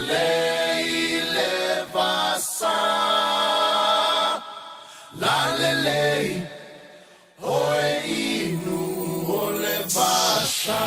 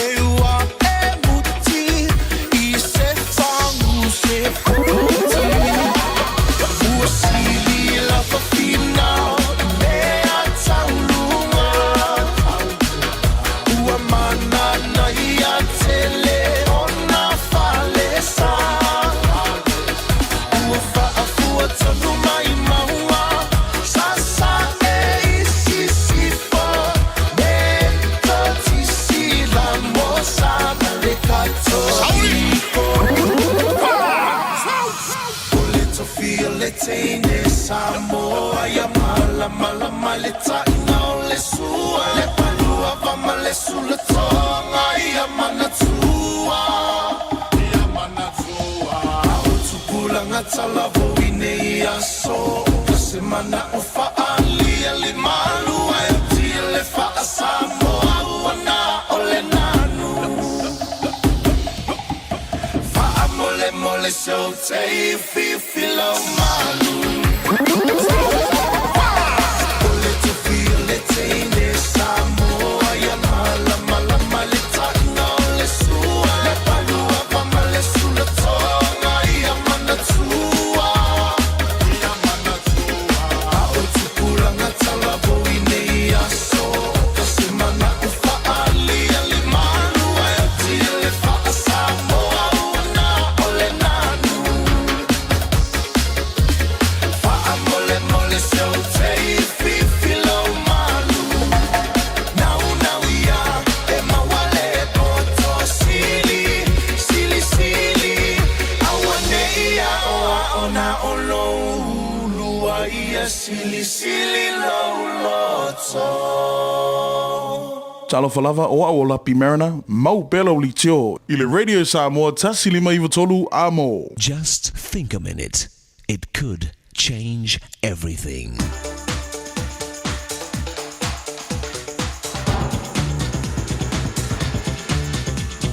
Think a minute. Yesterday, we learned from the boiling frog that it's easy to become so comfortable with our unhealthy daily habits of parenting that we don't see the dangerous direction we might be leading our kids. So before it's too late, maybe we need to start changing some of the unhealthy ways we're raising and teaching them. First, we learned not to use anger, yelling, and nagging to train our children. It doesn't really work, and it definitely doesn't make a happy family. Second, we parents must earn our child's respect. It's easy to get your child to fear you, but it will take your time, love, and wisdom to earn their respect. This is so important because your child's respect for your authority is going to determine his respect for all other kinds of authority, like his school teachers, the law and government, and other people he'll live and work with. You see, if you want your children to accept your authority and values when they're teenagers, you must first earn their respect by your daily good example during their younger years. As a wise family counselor says, rules without relationship bring rebellion. You know, we parents can damage, even destroy our children through overly strict, harsh, and unloving punishment that hurts them physically or emotionally through cruel, unkind words. A child should never be laughed at, and his feelings not respected. A parent who hurts and humiliates their child will never be truly respected by them. The child will fear you enough to obey you when they're young, but later as a young adult, they may deeply resent you for years. A third important thing is to show your love to your child after you've had to discipline and punish him. Let him know that you'll always accept him, even if you don't approve of his bad behavior. Remember, punishment is not something we do to our child, but something we do for our child. So he'll enjoy real happiness and success from his good character later. We're saying to our child, I love you too much to let you think and behave wrongly like that. Love should be the reason for everything we say and do with our child. So why not ask Jesus to forgive you for your mistakes as a parent? Then ask him to help you. Love and teach your children exactly like he would. Just think a minute. If you'd like a free CD of our top 40 programs, write to us on the internet at www.thinkaminute.com and catch us tomorrow at this same time when we stop and think a minute.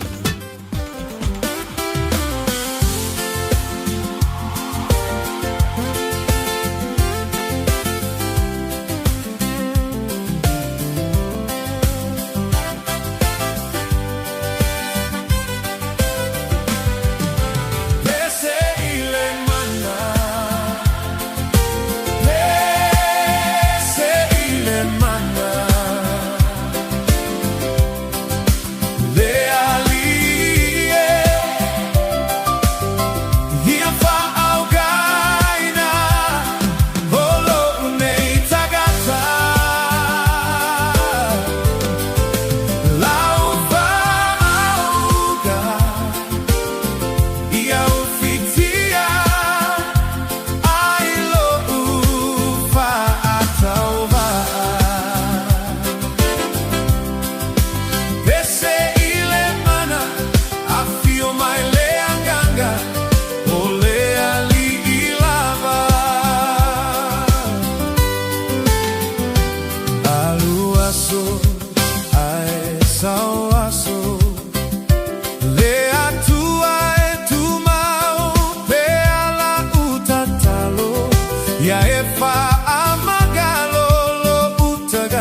leaga lo utagata fa'alata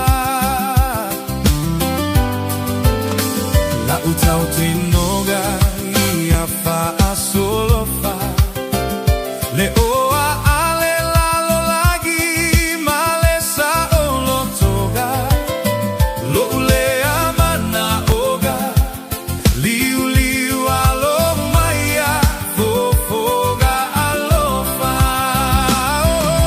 pese ile mana pese ile mana le alie ia fa augaina olo unei tagata lau fa auga via ufitia ai lo ufa atauva pese ile mana I feel my lenganga ole ali ilava telefita iluga ole ala awalupea la ufai gamalaga apo o mai lo uvai vai o a o te pa uyai tele aso ua mai mau ua fa aseseina au ile fafati mai o galu la uta utinoga ia ave ale amapine fa amao pese ile mana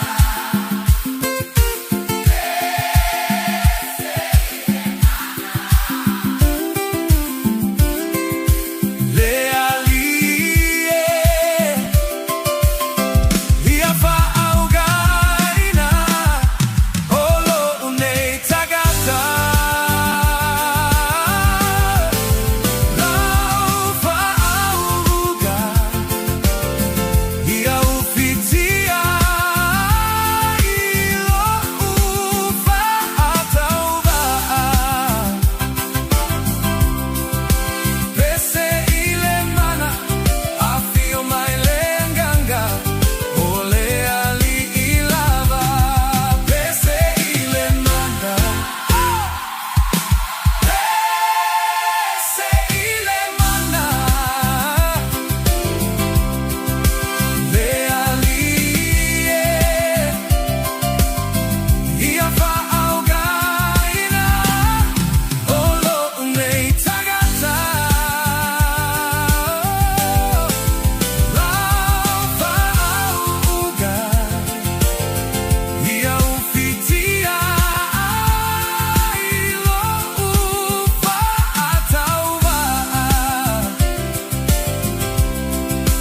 pese ile mana I feel my leanganga ole ali ilava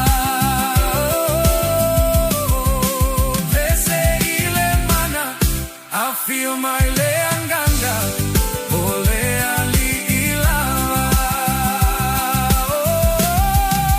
pese ile mana I feel my leanganga ole ali ilava Sole, eva mali pese. Malo le whafonga Samoa. Malo fo ile va ile musika. Radio Samoa #1 New Zealand akoa. Simpson. Yeah.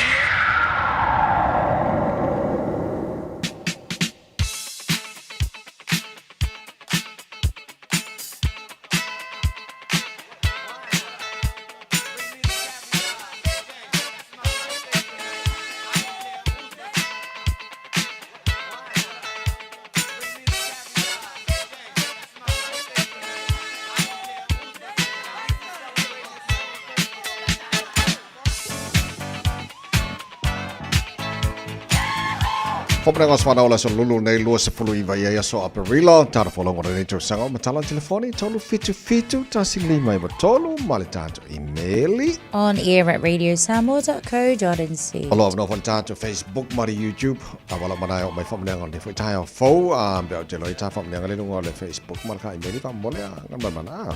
Yep. Famanianga lungo le tato apia falling mai atile Yoane. Famaniatu la sofanau o lo granddaughter ia Amy Matilda Lafaele o Papatoetoi o nei ato ai lona se fulu fatau sanga. Ia lo fale tua fa o popo ni se tau sanga se tele molo wola tupu ai. Se tai o matua malo nena ma ia e alofa isi o uso la ititi o Makari. Ai whaasirisili ai ona e mata o ile atua e fōa i mai ai le ata mai ma le ola ia te oe. Alo whaanga ma whaamanianga ma ia Uncle Pati ma Nana Tile Ioane o Papatoetoi. Lunga o tātou i melio lo o iai le whaamanianga ma ia Marcela Mataia. Molo mātou tina Peleina ato Nina Talia oa Yese Wong Chiu o Whenga ma Manu Rewa. Vivi ia tuia ilo tātou atua o leo le mana ma le malosi umalava. Vivi ia tuia i le atua ona ua e ua mawhai alo mātou tina Peleina ia ato Nina Talia oa ona ia aulia mai lona valu se fulu lima tau sanga o lona soifua i le nei aso. O mātou wala whai mai ma whaafo i le vi inga ma le whaaftai le sili ese o le alofa o le atua mo oe mama amu ia oe wa e aulia nei tau sanga e tele ma toe foi oe o loo soifua. Mai le tau, toe fo i oe o lo soifua mai le tau mafutanga, mana i outu angane pele e toa ono, ua lango mau mai te asa. Au i le mātou te talitonu o lo tātou whaatasi i le anganga, ma whaamanuia mai lo waso soifua, amu ia fo i oe wa e maua le ova ma le selau tangata wa tupunga mai a te oe. Mātou te salo i anga le leipea le atua, ma fo wai nisi tau sanga se tele o lo soifua, tātou te mafutai le nei o langa le tu mau. O lo whaanga ia mai a Rosalia ma le whanau, Jimmy ma le whanau, so o Ula ma le whanau, Makerita Lave ma le whanau, Vitolia ma le whanau, Savalina ma le whanau, Talia o Yese ma Melaya ma le la whanau, Charity Tito ma le whanau, Marcela ma Savelio ma le whanau, Rachel ma Hunter. Ea, e pe fōrenga mai pau nao whamunga o tauno mai le tā porkala menita eo, ngalman mana. Nao na toi siaki tasi fōi, lunga tātou Facebook, ora nao watu, tātou emaili, ngā waku, tātou telefoni. Ea, lelei, whamunga o mana nei fōi tāia o fō. Ea, au e whawhong mai nei tāia, wale se se vili mai whamangu ia lo was whangau. Ea, oke papole, e lo wha Yesu ia oe. Yes. Malo was fana o nei aso. Ano family atu pu nga mala fainga me samo. Al tarpo kala me mano le channel pesele mal tia ma. Tell it to us so fun. Happy birthday. John was full lima na wa.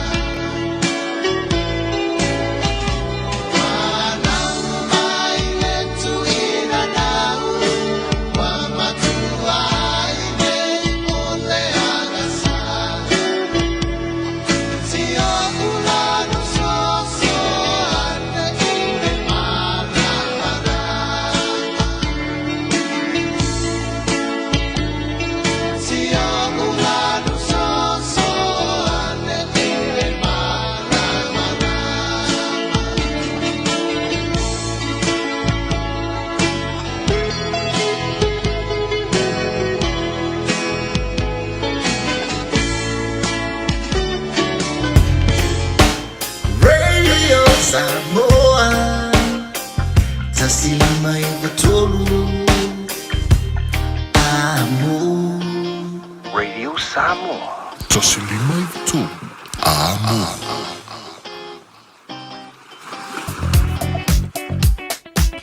Taimi mamafa le nei o le traffic ka aveta avale lo iai ia whaalawala tau ta avale on the North Shore i le vaenga le nai Wairau Valley whapena fo I Takapuna ia o le mai tau watu ia ia tau ta avale so av ta avale se tau tuana nei vaenga na o le ala tele o le nala o lo iai asi delay nai vaenga nai Wairau Valley whapena fo I la Takapuna Esmond Road I le vaenga le na o le ala tele whaisi pisi mai ia maslow lava fo I le taimi le nei Nisio vaenga Greville ngai ane nga I Constellation Drive fa solo I fai Esmond Road male ngai atule na on the city bound o lo faisi mamafa o le traffic mo tato mai tawatu fa pena fo I lungo tato au wala lau papa I le taimi le nei male ngai ane fo I tatono le CBD fai lava fo I sipisi mai I le vaenga le nal tato Northern Motorway o Nera Road and links o lo o iai fo I mai tawatu le taimi le nei o Nera Road city bound faisi kelo le kiuna mai Birkenhead mal fa soloangi le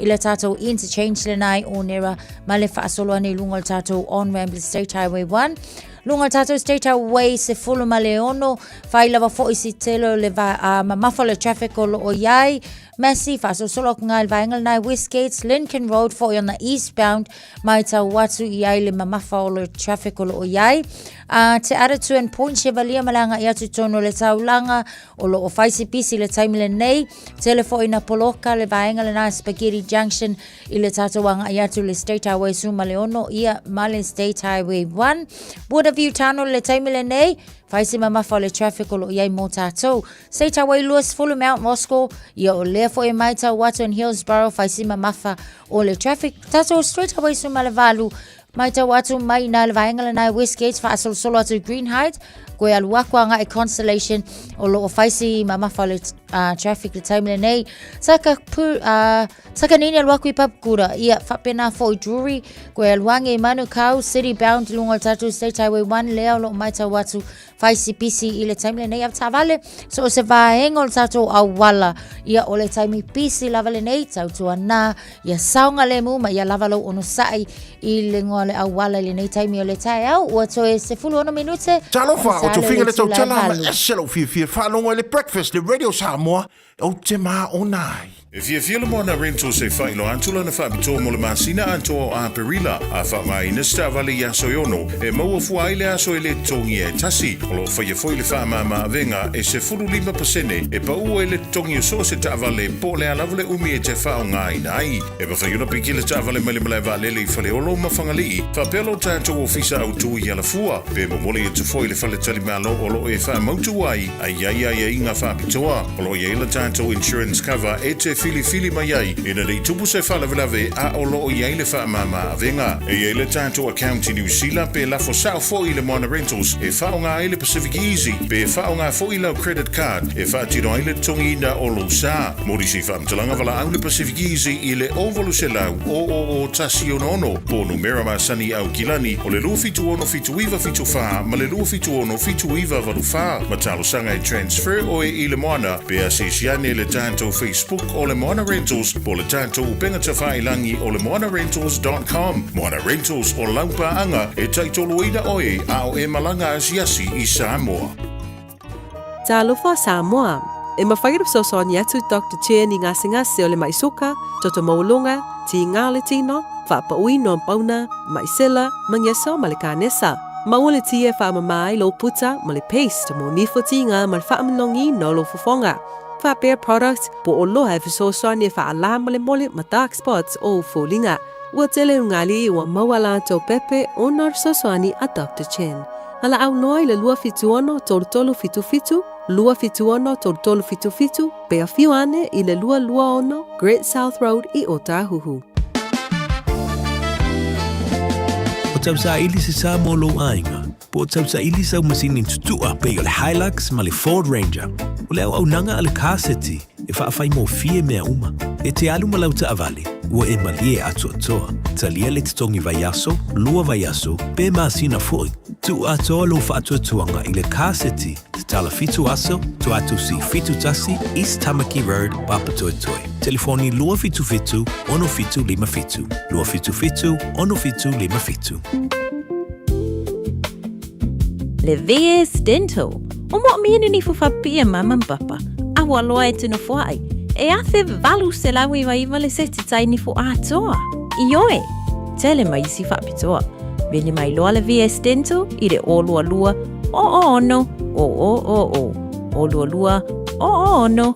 O. Toto barwede samos fulima heva tola moto se fulu male tolu minuto lo jora talo le tula valu malo fa tele tulu le mai mo mal fa fonga nei tai mo tai au talo tala sa mo pe tala valu le tai nei le onga tulu nei ba so ta tu yai ba ba tu nei pa angale bala mai mo le ta tu tasili mai batolu a mo ya kilani ma lo ale on sa ya ole telen fa mana tu atu e fa moya i le vave nga yo ia engineer lo nga luel tatu po ol pole olo o Henderson ol pole nei ele nga tol tatu radio sa mola e ola mai ai ia fa pena fo telo si le Johnny sila ma ya le jo ke channel radio rima mai si le jo ma maoni ia ma sai nga fo la to so malolo sai o leo sa fa pe au ai ol fa ungol vaso len tatu nei tau no mai lo vaso ngal man mana le na tu na mai engineer ia ai o mela na le ola ele malo so ka ko ile e la tunga yo inga mal time o la tu foi ngar wen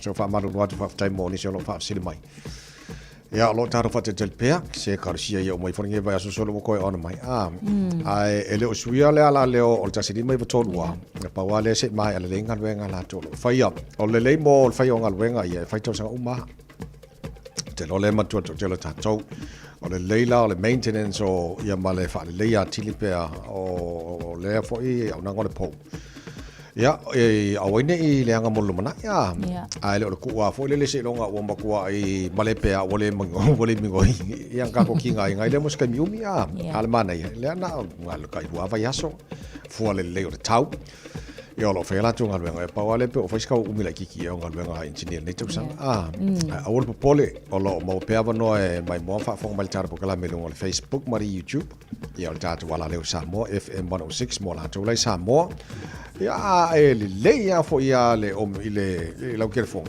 download le online radio app ngai mo le radio Samoa nga fa fong ale pe ia le o pe ko le kio ta se ni mai betot fo mai la tu le ta fa mo le se malo le on sai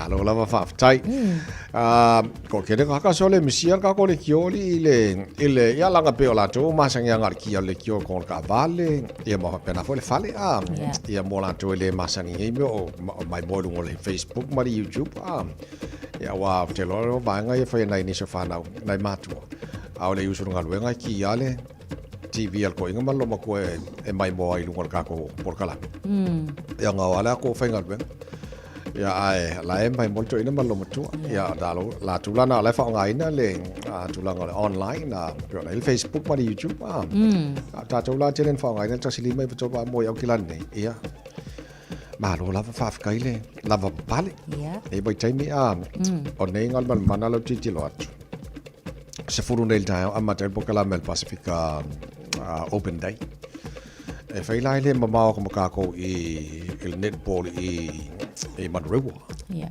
i vali ma Browns Road o le manga yo la ki ki lo ko por kala me e mana yo le fai kui pui el furu Yorkoviki ia mo nei fanau ma tatou matua so le mana ia lana o leo titi lo te foi fa mai a fe le fale ia la ia le hato hone ia bo senjo ia fa fe la o le sunga ia esta to filau te panga ia ma kulu so fa la ka kose ana ia pa ba le malo se io le pusa pisu o ia kamo le ba kua ia ele kongka pensing bia se vai for se io kuku ai orga se io kuku ia ka forka ka la malo pusa pisu so se mo na o le si a fea le a fo ile fai lo tui pui Yorkovik Mare Michela, ele Pacifica Family Health Group. Yo na foi lolo só foi tono sei. E que malola que lo po se hemba po se fa tau foi le ato. Foi fa tau ta mafa. Ba ngai ke dal po kala mine sot. Ana ia. So se fuluna nei tai ao e amatai. Ai o mai le lua na oli. O inga se fulu so kasu lua kasi dua ngar fa tu la. Ana ia ia. Ana ia tu enge wele se tu pe alu ai foi le tu soni no tu ia mai se foi. O mea uma lava foi mo le tau sia o le soi fo malolo ina le la fa tino ina foi I. Ia tal tonu foi la foi la ia inga I food stores foi. Ia ma wala foi singa kausa minga. Ia mai se la fa kalkal se. Ia. Ora se isor ka fe.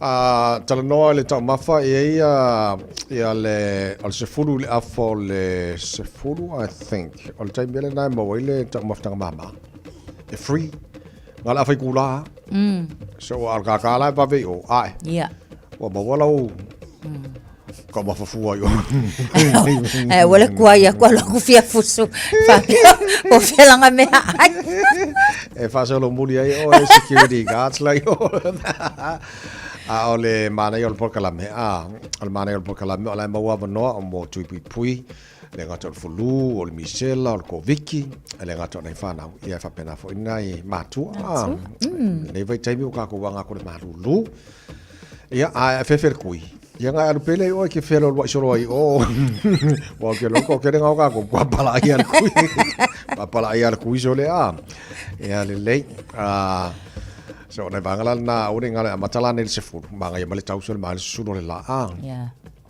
so banga na taun fa mana tu mota to ya uri ngalo mawale bano mo wa ngo haru ya mala ko ka ko so to maftanga ma mal afur sefur sukas ya sa na time so afur sefur wanga sefur tasing ala fa kula la molta maftanga mama yes ya le programa na so bala watu la tuno o pongi fa moi al Pacifica Open Day ana ia tele na tele nei vaenga tele sia una ngalo kiki loko ia yes ia mai tawa to le ia le vaenga le hato hone St John's ia o le vaenga fo ia le fui mu mai tawa to fo lo yellow officer leo ia Auckland Council Services o le fo lo mai tawa to final order support o kalema ngai afi services isele tele nei vaenga ia o lango ia so le por kalamela na le Pacific Open Day le matala sfudu nei tai hao ya tono stemio na fo lo ta au nangal ta radio Samoa ya mai singa fa salonga mai o ma fa ala ulo fo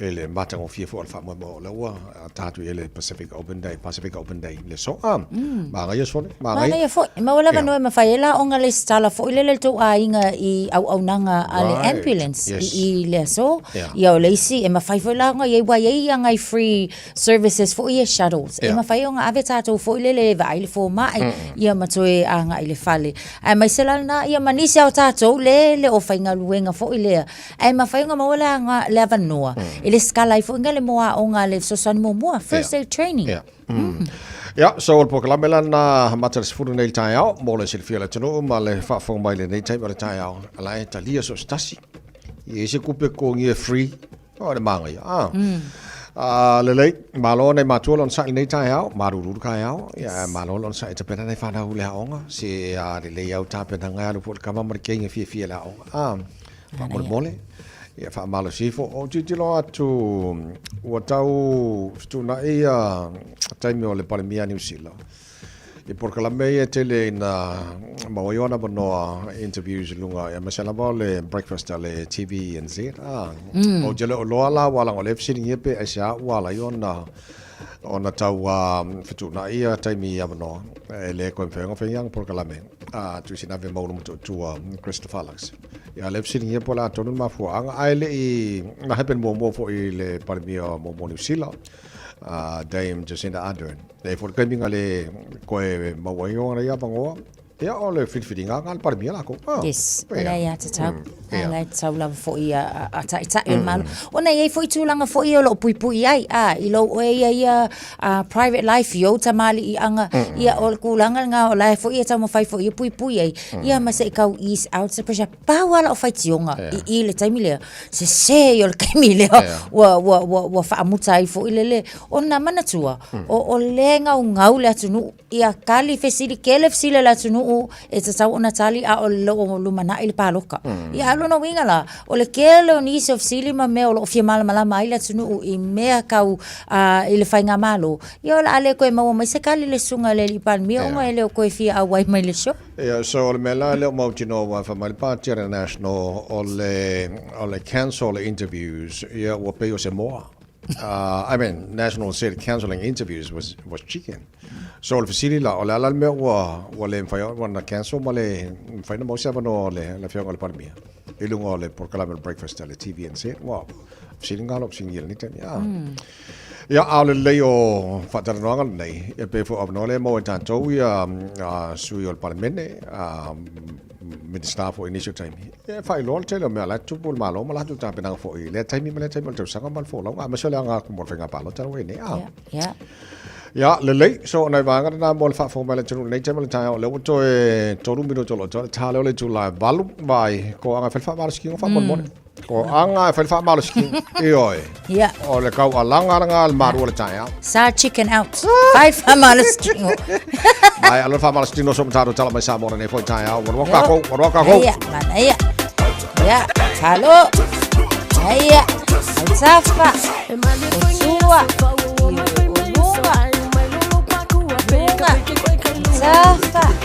Safa. Iya. Hey, halo itu tahu au. Iya, salah tahu au.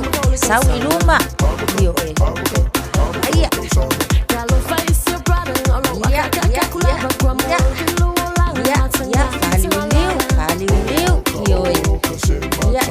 Sama ilima, salah sama ilima. Iya. Wow. Ilima. Iya, lunga.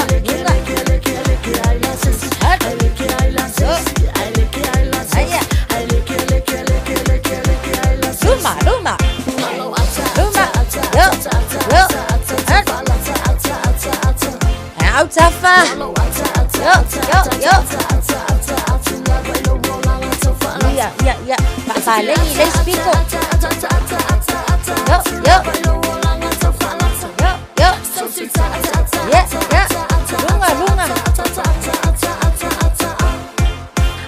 Lunga. Luma. Iya. Ya. Sabali. Ya. Aluang luma. Tas. Dua. Ya. Awal-awal. Tahu. Ngale. Ayah. Luma. Awal-awal luma.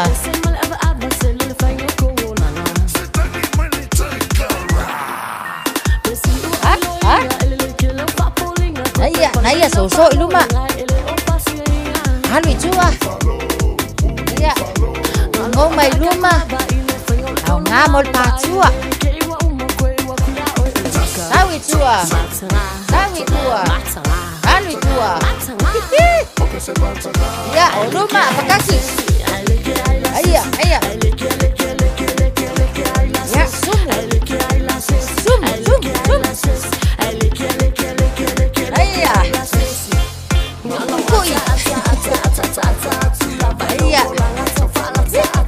Ya, let's speak so. Iya. 10 sekunde. Iya, luangnya iluma. Cucu ya le patua. Mana ya? Cool down, mana betotonu. Mana vai fafo, mana betotonu. Maria Tela le ne aso soi fuaia.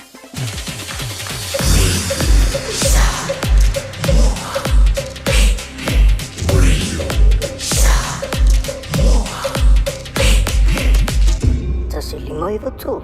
Amo. Usi mai ala whaafofonga o le whaapoponga fo ele nei o talafau mai Samoa. Awina sa mai mo oe e lau leiti o whalongolongo le Radio Samoa. Tasilima iwa tolu amo. O te whatalofo e lo tātou o tino o tātou o mafuta fo i o ngātou tonu o le nei vā yaso usi mai alau whaafonga I tala tau longo mai Samoa. E tu sai ma wha maunga, o le vai tau o le tausanga e awhi se lau walu se furu na urua I whaatino ai Samoa. Tonga fitinga whaafoma I e whaonga ai au wala whaafoma I a seina, e peo le acupuncture, po o nira e tui vaenga e se o le tino. Sa alu le to e whaia, aina au mai nisi o tausanga muri ane ai. O leo to e whaatino ia tonga fitinga ma ua tatala ai se no fuanga, I lo tātou mau ta ngase o tupua tamasese mea ole I matotua, e whaatino ai. Ma ua iai mani fōma I mai seina iai to mai ia o ina ia tonga fitinga lātou te whaafoe. E le ngata o le whao ngā o nila ia lātou tonga fitinga, ai o le a whao ngā I fo I le fofo e tā ua o le cupping, ma isi au nanga whaafoma I whaasaina o le a tonga fiti ai ngase o pōna iwi. Le sarua le vai aso nei na te tala I le minstalo so I fua malo loina, lea au nanga I totonu, o le mauta ngase I matotua, lea sa a wai ma le ampasa o le malo seina e wha mautu I Samoa. O stasi leo au nanga whaafomai, o le a mauai o le tātou tunu ia I tu aingo tonga fitinga e wha o ngā iai au wala wha nātura seina, o sidia le lua afe tau sanga o wha o ngā e fofo ai, ngase I lea tunu. O le saludo le neiva yasu o wha tā wai e Samoa, le aso wha wao malo o wha pitoa lea I le mala wha le nātura o le mafuie, e peo na ave I e malo au wha tasi I le ioenga, ma ato whaina I le aso luas fruivo a perila I tausanga te tasi, e wha tā wai le aso. O se aso e sanga tapu e ai le si le fio tangata uma, I le tā ua le si le fio au wala le saunga le mu, wha pea le nofo saun yuni I temi uma, ona o mafuie o se mala wha le nātura, e whaingata o nei loa le teimia sa wai. Ai onga fo I ona a fianga, pe a malosi. I Samoa e peo na wha ilo ai le upenga ta wha ilangi, a le ofisa le wa ai tau. O se aso e te tau o na whai ai wha alawi loa mō tangata e sila fi ai ngā yo inga umar saonga le mū, pe a o ina tula I mai se mafue. O le sifuru fitu tau sanga taluai na lulu ina ai le atu Samoa, manisi o tunu utua oi se mafui a malosi, na whanu ai le soi fua tangata e totele, ai whaalea ngai nai mea tō tino ao ngā mata ua e pei o whale. O se aso tā ua fo I nei, tā tau te manatua ai e uma ua maali liu, ona o mafue. O le iei o le ofisi o le malo farani I Samoa, le ele I lewa ona te tala ma wha mautu ai ro tātu o tunu le sui o le malo. O stasi leo awa no o sanga wha mautu a tidi aiso o tanga wha wau malo ma ro tātu malo. Ma wha awa wai ona fesoa swani de malo farani, inisi o polo keti o lo tu sa o iei ana fesoa swani tau tupe. O le awhi ai lao Samoa e le sui o le malo, o ia o le whaatonu o ngā rue ngā wharani le Pasifika, na whero I eima le sui pālemia, whapea nisi o ofisa sini o le tātou malo, e whaawawa I pēa lea whainga paanga. O le whalap tonga fo I o le siu manga o le Pasifika, le SPREP, o lo I Samoa lono ofisa tūtonu, sa whea e lea sui o le malo wharani, le tamaita I a sa fia Ibrahim, malana au malanga. O lea whalap tonga o ia maua le fsoaswani tau tupe lea malo, e tu sama le luas fultolu miliona tā la mō ngā luenga, o ati na e ngafa tau limaina ma polo keti, e feso ta I isuinga o le tau whapea o tau tala whai. O lo maua fo I le SPREP nisi o fsoaswani tupe a wharani, mo polo keti e whaasino le pui o ngā sami mā tuvasa, mai whai tau miliona fo I tupe o lo o maua ai. O le aso sfurvalu se temo le tausanga nei o le avala a wai mori maua leo. E langolango ai ala tu mori anga e lua o le tau wha leanga. Mo tua I ai le tamaita I tu stala o Marieta I la lio. E mafua I se li poti sa ia tu sia ma wha asara lau. I le nusi pepa o le Samoa Observer. O le mori anga e mafua I lea li poti. Sa tua ia I le wha o ngā lea ni alo tama o le pāle mia. O se ta vale le mtanga aluenga o leo. Whapea ma le sui atu I le poua leo I tuana I mato se leo si nia e ngalue ai. A o lea malu le malona I a vai le vaenga o ta vale afi I le ofisa au tua leo I a pia. O lea solua le nei vai aso na tula I ele tu stala le whaamsinonga whai tu malo, ma tu ina atu ai le lo I o lo tula I mo Marieta le tali te te I morianga e lua. O le tamaita I lo ia I a leone ma I lo sua, o lo fina wina le te le tu stala. Tala i o nei aso, soifua. Talofa, this is Pat Lam. Talofa lava o awola pi marina. Mau pelo li tio. I le Radio Samoa tasi lima iwa tolu amo.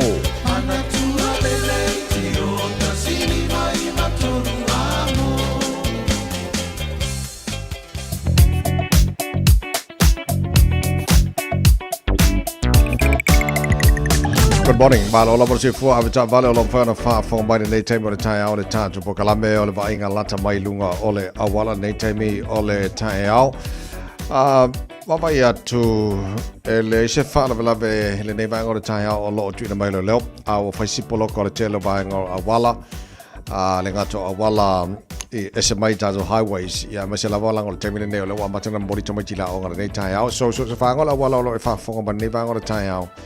Fais poloka o nol tulanga na o ta fa usual la tunu i manga wenga fa pena fo molina ne fa naula o lunga yo highways le o lo tawla e taro cameras le ta ma le ta ya poloka tele malanga mai no shore mo ta tolo malanga mai northern motorway city bound o pasi mai Albany fa solo mai Forest Hill ya fa solo mai Silverdale fa solo mai Wairau Valley Takapuna North Coast Painga po loka ara nai taia umala balanga taulanga ia kilani pasi mai lo fa solo mai o newa fa solo lunga wala lo papa manga ia tual taulanga ia kilani la mana ia la o flow delay nei time o tai hao ta tolo malanga mai lesi side o sifo kilani highways full valu fa poloka mai pasi mai Green Height fa solo mai fenua pai ele yo mai Hobson View poloka fo il nei time o tai hao city bound fa solo mai i Westgate poloka fo nei time o tai hao wa ngal taulanga kilani Royal Road on ramp Lincoln Road on ramp te other two on ramp poloka i nei bang o tai hao Velolova Rose Bank ngai Point Sevelia ngai Western Springs poloka fo nei bang o tai hao so far south full on taulanga kilani ai family tano highway rose full la mana flow le maya around Mount Roscoe tau pisi like titia southbound pasi mai saule luas fulu afer mala balele luas fulu a poloka nei bang o tai hao fa wa mai le luas fulu Massey Road on ramp poloka like titi ele nei bang o tai hao fo fa pena fo around Puni Road and Lambie Drive poloka ia nei tai o tai hao ya mole link or southbound luas fulu anga southbound State Highway 1 ta tolo lunga State Highway 1 nei tai o tai hao vanga ma Sunny Lava pe ona pisi tai au uma ali o mai Papakura on ramp poloka pasimo Drury around Takanini Manurewa on ramp city bound poloka lai okay Marukawa ngai te irirangi Stamaki Road on ramp fasole High Brook Tip Top Corner Mount Wellington poloka for ni vanga tai au tele na lunga wala after vale lava don sa to all tai malava pale o Facebook poloka la wala nei tema tai au mal fa na tuma Sunny Radio Samoa vai nei fa na fa mole afil fa mo fa nau tai me kolosiai ia le au wala Tasilima iwa tolu amo Radio Samoa vai gala tamane nei le tala tau nei taimi o le tai au wa vai atu i tulango i Samoa ne banga tai au la tu mau winga langi le o le tau ele atu no lua se fulu ma le fa wo i le vela nei banga o le tai au te le vai Samoa tu mau la winga langi le o le tau awa fo ni so taimi Samoa se banga ni se banga la no e pa wa timo ni yaso fa mai la vai tau e o le tolu su tasi anga tolu su malua degrees Celsius mo runga vela le Samoa ele nei so lulu lua se fulu maleono i lona ma walalo te fatalo il taro mo kalame panga umalava no on Facebook mari YouTube o le Samoa fa pena fo tanto FM 106.1 Samoa ma lo la se fo mo via le temo le tai hao ta tu support le si vai ngora pasa ta simeni Australia good mate ma lo se fo mo via le temo le tai hao o ko se maru lu so lo mo Canberra tolo lo ele maru lu ele nei taimi ole tai hao fo we got to tau fa mo wina mo lo mo Canberra la so suru mata ngo fiele la tele vai ngo Canberra le so luas futot mo runga na le vela fa mo wina mo le mo Canberra tolu lona ba walalo fata lo fa le malo le tunu to tele e fata fa mai le tai mo Melbourne ma lo la versi fu mo wies fu dua olo ele malu lu ne va ngo le tai ku sa le Melbourne ma kilang al malu lu na le ne taimi we got to tell you so in Melbourne la fa so na awalang le ni so taimi luas fu tolo mo runga na le vela fa mo wina mo Melbourne le so il va vai a Tusini Australia good morning Malo se fo mori pa angal tar proklame so sabango sini Australia. Sfut falo ile malu lu de nei time o tai hao. We got a tau e sini ta so na awa lang de lei. Il telo time lo su far mo lunga de vela fa mo wina mo sini Australia. E de nei fo yaso Brisbane. Good morning. Malo se fo sfuluono lo ile malu le e ne bango de tai hao. We got a tau la fa so na awa po timo ni so time. Ia fo le banga langi de lei ai Brisbane nesi time le so lo sfuluono mo lunga de vela fa mo wina mo Brisbane e le nei fo yaso. Perth, Australia, malo si full nei time o tai au, sfutolo il malu lu. Pamela ba tau la fasolo in awa le tau mo to lang le ni so time lo su farma lunga le vela fa mo wina mo Perth, Australia. E nei fo yasol tele na va Australia. Ia mal tu le tau mo nei fo I aso lulu. Se va talo tau no fa fa salanga radio Samoa tama ki makaura o ki lani sfu lu le malu lu nei time o tai au, va ti fa fo o ka se ma ngai o su lo la. Nei time o tai au, o ma kwa file mo le niu. Nei ma se lau niu ming oi le solo. O ma kwa file mo to ale le nei tai au ma tango fie. Ya winga no tau ya kilani nei aso la langi de le tau tele vaenga e vaenga o kilani puo ni so time. Po ni so time pa wina I wanga ni so vaenga o kilani le so. Ai los fulu mo lunga na ma fan fana fa ma wina mo o kilani. E so tai au pe au dia o la mo muni na masina lo na fa por masina operila langi le tau tu sa le ale ma fan fana nei matai au los fulu lo na mo lunga lo vaenga on tua las mo me. O la langi le fo le tau fa so fo langi le sto nai. Ma nei ala ma nei al ma no le es fulu valu e las fo railes fulu iva. Ma ngaia ma fana los fulu fo la sa mes fulu iva la sa ma ngaia fulu iva so fu los fulu la so lu a. Sa wa meri le ma ngaia ri seki. So winga na tau fa mo winga ele ba tau nei time le tai hao. Ya ma fa mo le tunu ala na papa au ni so va ngor ke lopen fa mo la mo le tau mo tau ni so fo ta tu sa valia. Sfutolo le te nele tu la valu. Te fa sala winga ta tala me sa mo. Pe ona fa fonga na tunu le ta sfutu lo le o le so. Ya ma le fitu le po ana nei o ta tala na me sa mo le o nga tono ni fo yaso. So le wa fa fonga tu ile tu lango ia tong fitinga fo ia senga le kere o ka ko fa fonga a. Le ku pancha male capping ma e si va ia le na wo ko sa mo. Ia ma fa mo ya nga fo ina tong fitinga senga ia mo ka ko. O lo na via le se fo malo ina le tono le tono. Au ta na me sa mo ne fo tai help. Is mai la mai mo. Fa pongo ta tong ba fa sa mo la nga tono ne fo va yaso.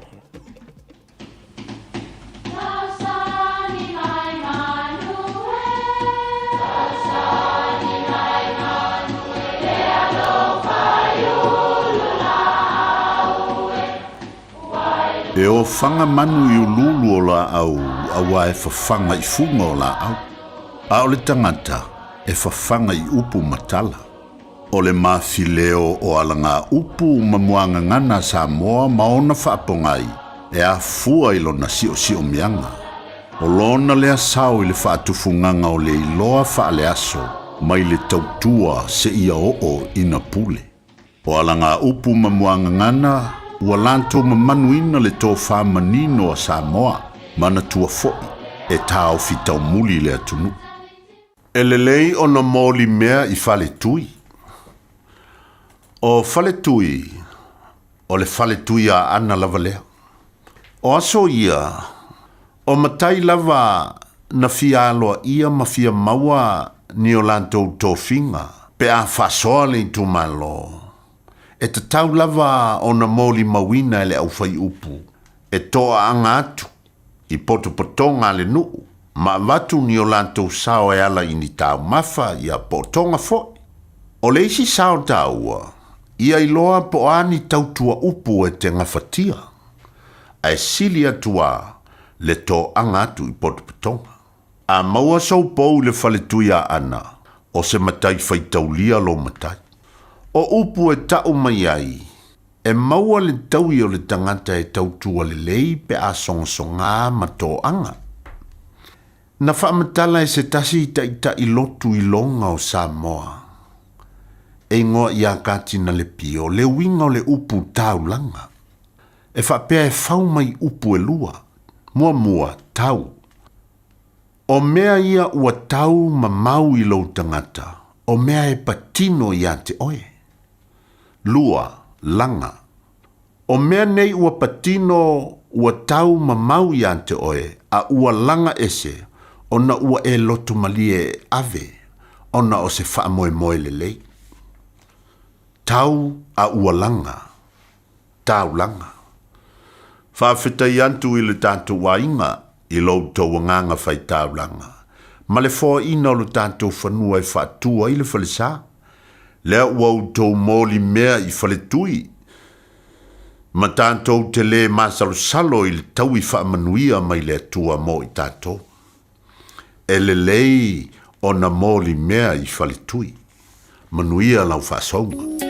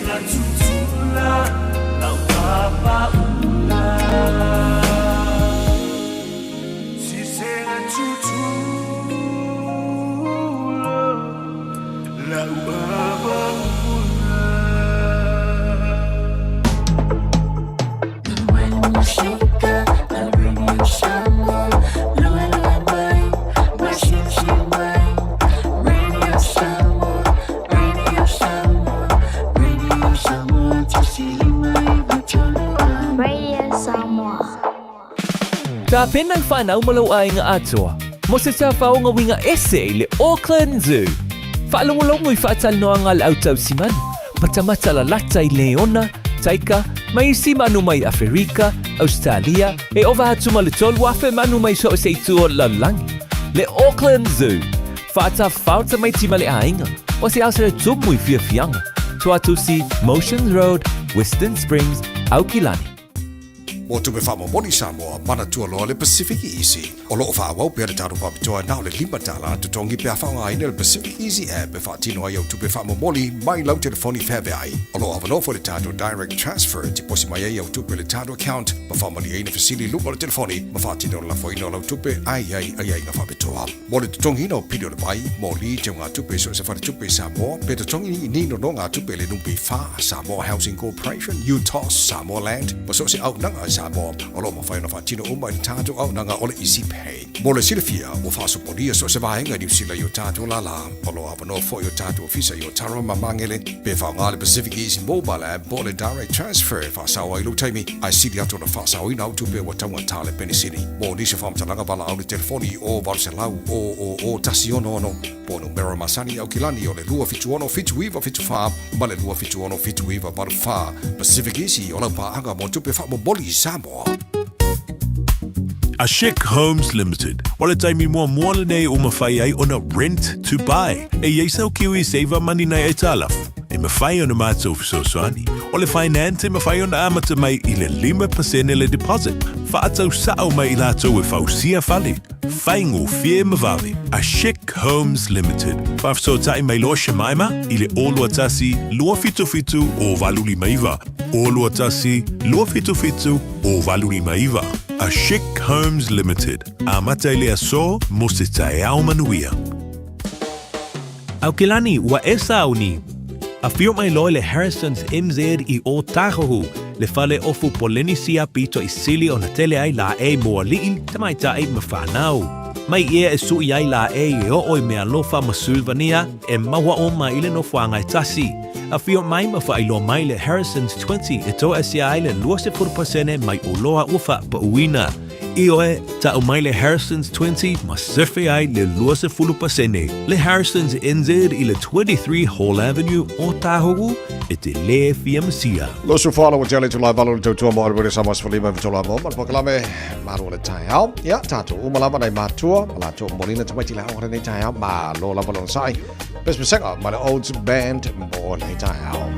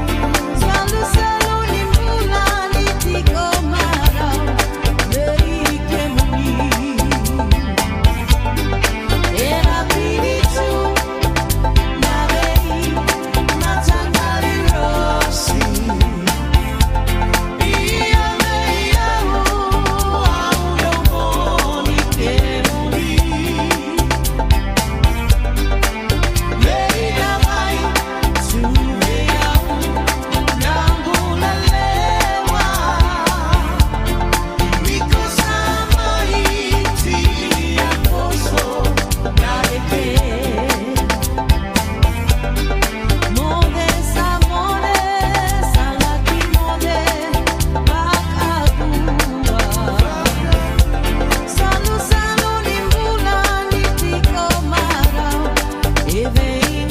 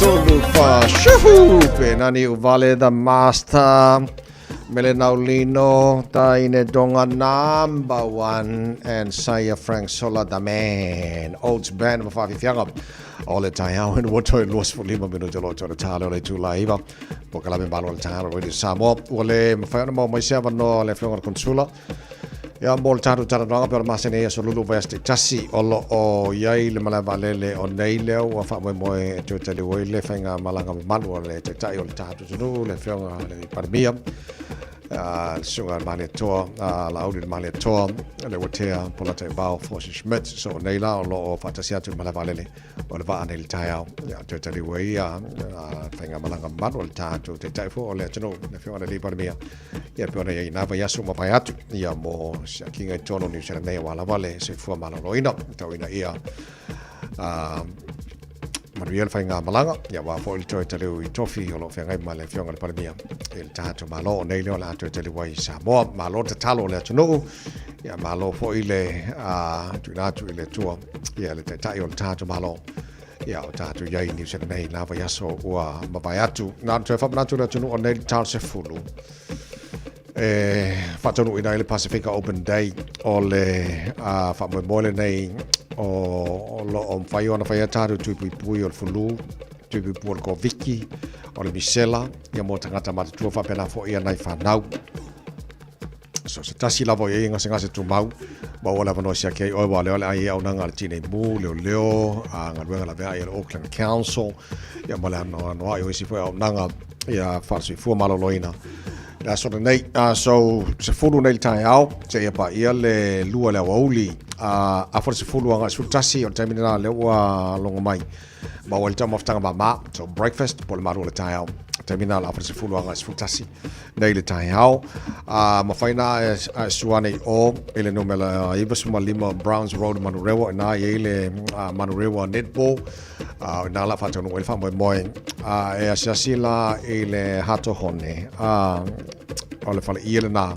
hato hone St. John ia na fsili le mo esta to filau te banga fain tu elo suafa i tono le tatu se ite mana malo ile pusa pisupo ia se siane failo tui pui fulu Marco Vicky por Misela fo ile Pacifica Family Health Group o la fain tu elo suafa i tono o le tatu ato fatonga ia o tau mafa so o vaenga o mana o ngalo ia te oio lo tala lava no mana ia whao ngale avano fo i mo tātou Pacifica Open Day mai ile tāo se furu nei tāo te ia pa ia le tulai lua ile au auri tau toma rwere samos funi mai vitola moto lua se furu lua mino tolo John Talia o le tula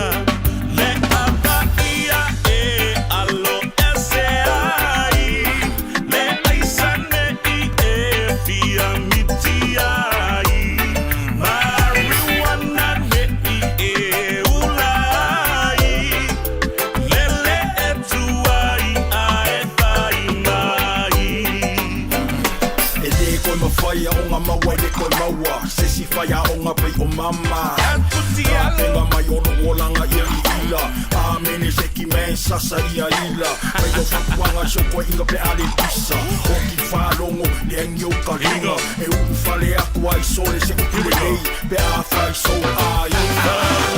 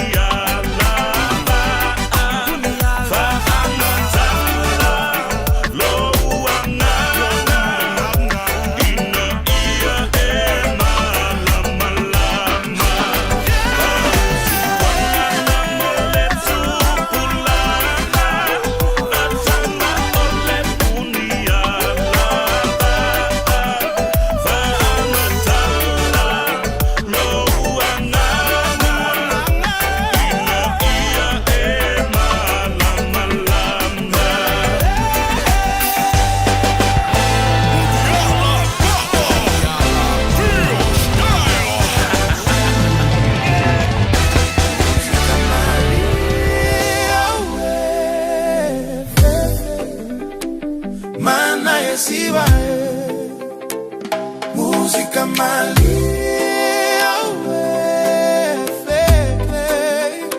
say my night in there.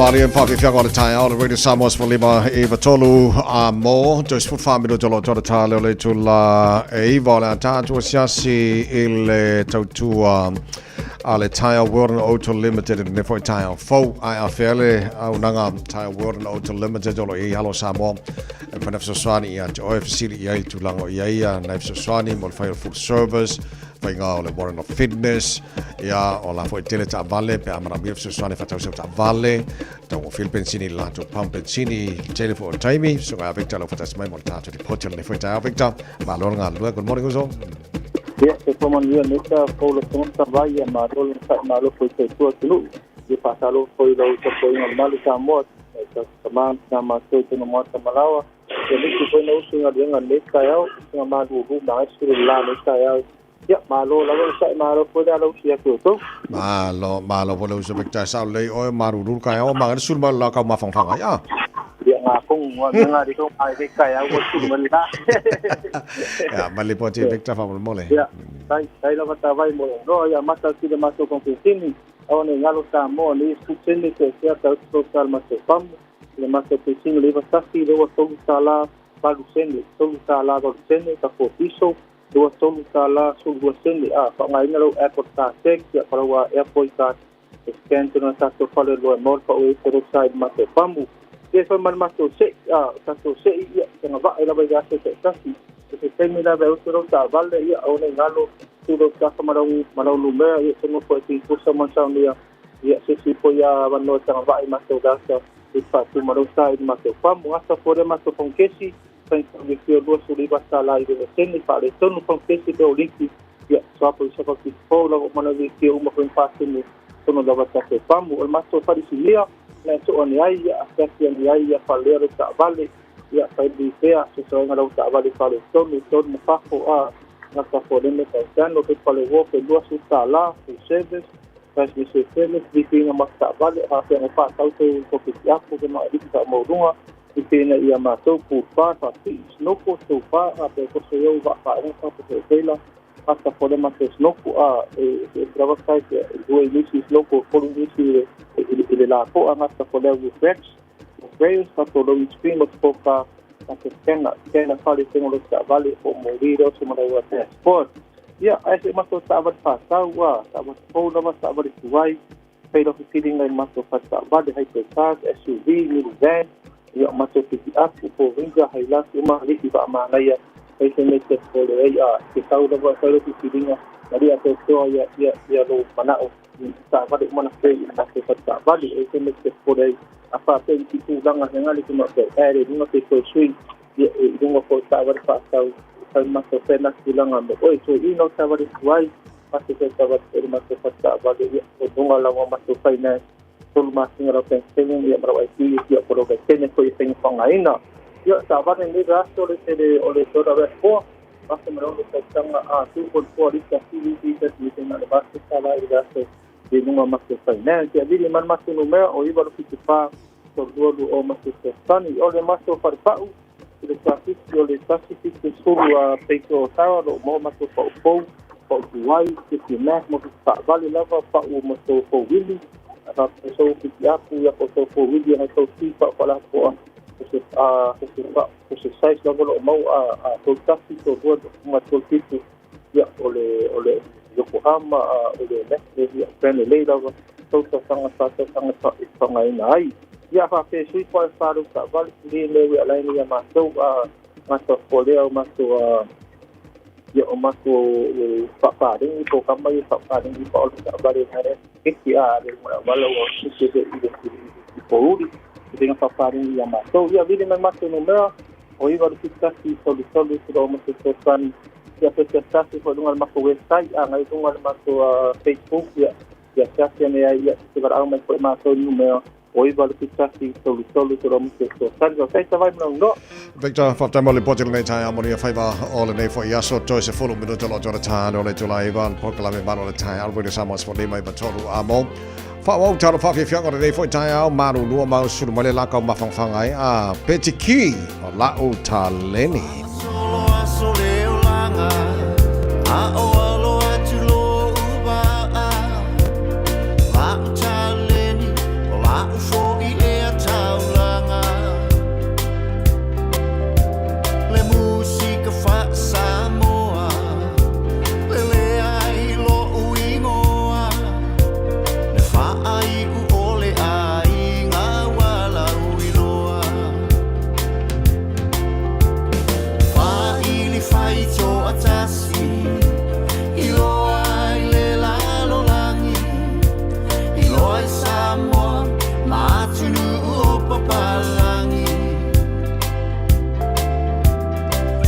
toa I lo fatu le tu ai wa fa mamalu me alo fa mai I te tonu o le malu malu se I usuina tunoa le pese ke ni rata na ona si o ele to e mo se mata tau aluma loi le uosi pese ala pati savea le pese le o ma fau fau mai puna mai pea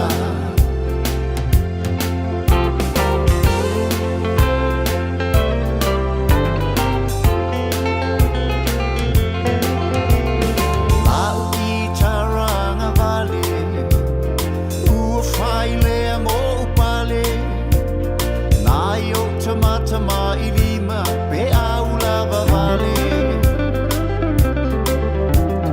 Masio uleo malu a upese pe ausu le au mai moana ona lue lue ulu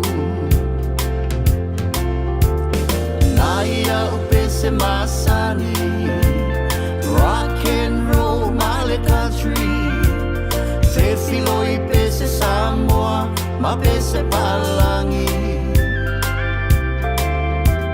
O I singa ngana tu motu Tau mawhai tu I te tonu I matangofi awane I whaale tonu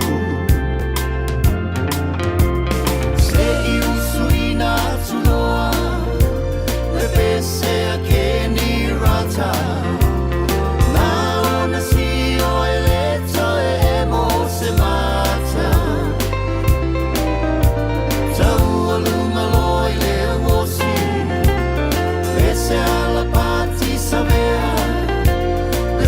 Leo ma fau fau mai puna mai pea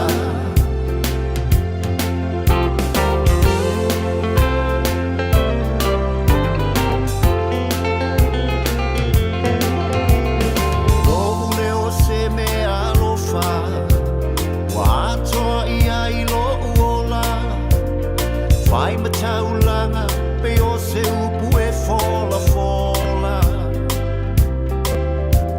Momoli ai o alofaanga Whaatasi ma whautuanga O se waila au le wha ma whana whana Ele sona mi tangale Ai o te whawhetai a e Ilo uatua e tale ni ua o pale Aoina whaatupuina E peo tale ni e lima Aoa o ile atamai I e whaateleina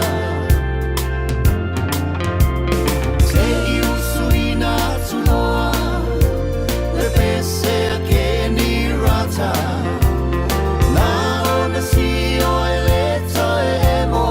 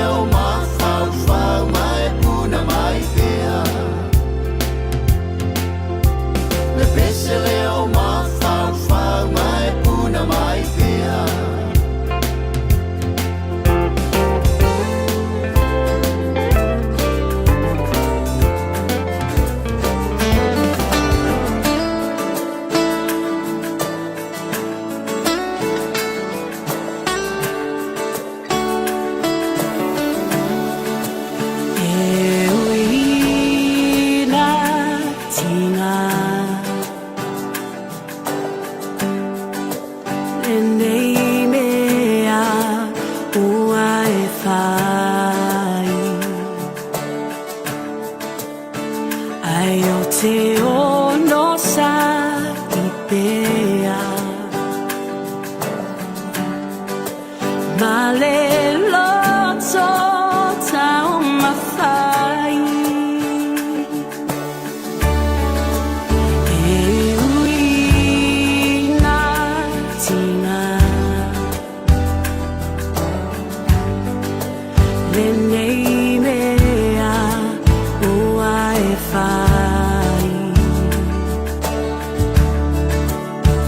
Ai o te ono sa I pea Ma le loto tau mawhai E tina le te leo tala a tangata Ai le mawhai talulo ua lofa Na o le atua na te si la fia mea uma Aluia oe, oe a soleanga O se umalo le tau, tai o le vasa A tonu lava, e toi ai se isi whainga Nau nau atu male alofa O nau lou vai vai Fia mafuta fa atasi Le atua na te foa I mai E tina le te leo tala a tangata Ai le mawhai talulo ua lofa Na o le atua na te si la fia mea uma Aluia oe, oe a soleanga O se umalo le tau, tai o le vasa A tonu lava, e toi ai se isi whainga Tele awala le fili Wana lepe tia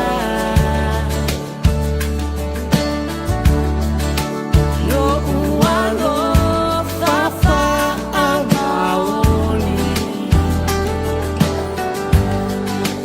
Ma le lato tau mawhai E tinga le tele E tinga le tele Tala a tangata Ai le mawhai Talulo ua lofa Na o le atua na te si la fia mea uma Aluia oe, oe a soleanga O se umalo le tau, tai o le vasa A tonu lava, e toi ai se isi whainga Talofa lava o aola pi Mariner, mau pela o li tio. I le Radio Samoa tasi lima iwa tolu amo.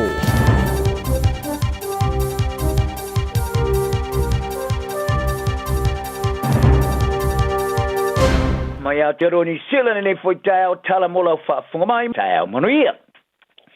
O le maalienga mo le saulotonga whaatawinga le New Zealand mai ni tio whai ngoina se tala anga wa whaamawina isa tunupi le siliato na tō tele o na tangata I le rorangi. Wa maali ai e tipi e tupe te tongi whaafonga mo o loa se tulanga sea ona foina. Ai patino le company le sila whaud whafoina o loa wha e le leanga whaatoanga. O le whengainga sa inia I New Delhi in tia le sona nafi.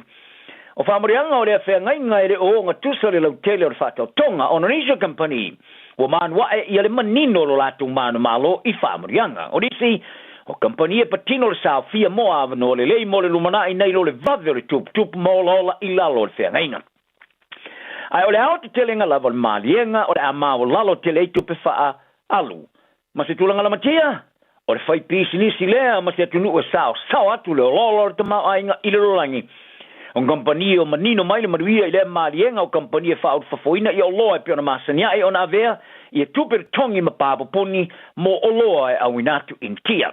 O ano ma fulu ma moe o loa wao matua ma tau ma fasami o tau whai benefiti uma. Mai le loloto tupe tongi wha la fonga o tipina. O le tele o nei la fonga o le avave na vesea ai po le faso solo to lava na vesea de tono mos tempo po. O le sidia male afo o loa e wha fafo ni sila in tia wa ave ma o loa. E le ini la fonga de tongia mai lava lasa mo mua. Ma si I tia tua I le sidia male valus futbosene I le anga e tuluma. O no le maulunga tele o tupe wha la fonga de tongi o loa e wha fale atu in tia sa I ua nea ina tapunia ni usila mai I le marketi. Ai wa faria le ni pare mia tu sinave maulo mo to Christopher Larson. O le mali ngor sa o tonga fa to inga mai ni kere tawana amata fa maluina I le fai ungor tu sanga. O le sona na fisa fa ta ti ai lumo le parlemene, ma le fa mo fai lon fai tonga mo le masino fo me, ona tu ina to ile le comic filflia mo fa ta no anga mata tele tele, ai le fai lon fai tonga mo muli pe o masino se tema.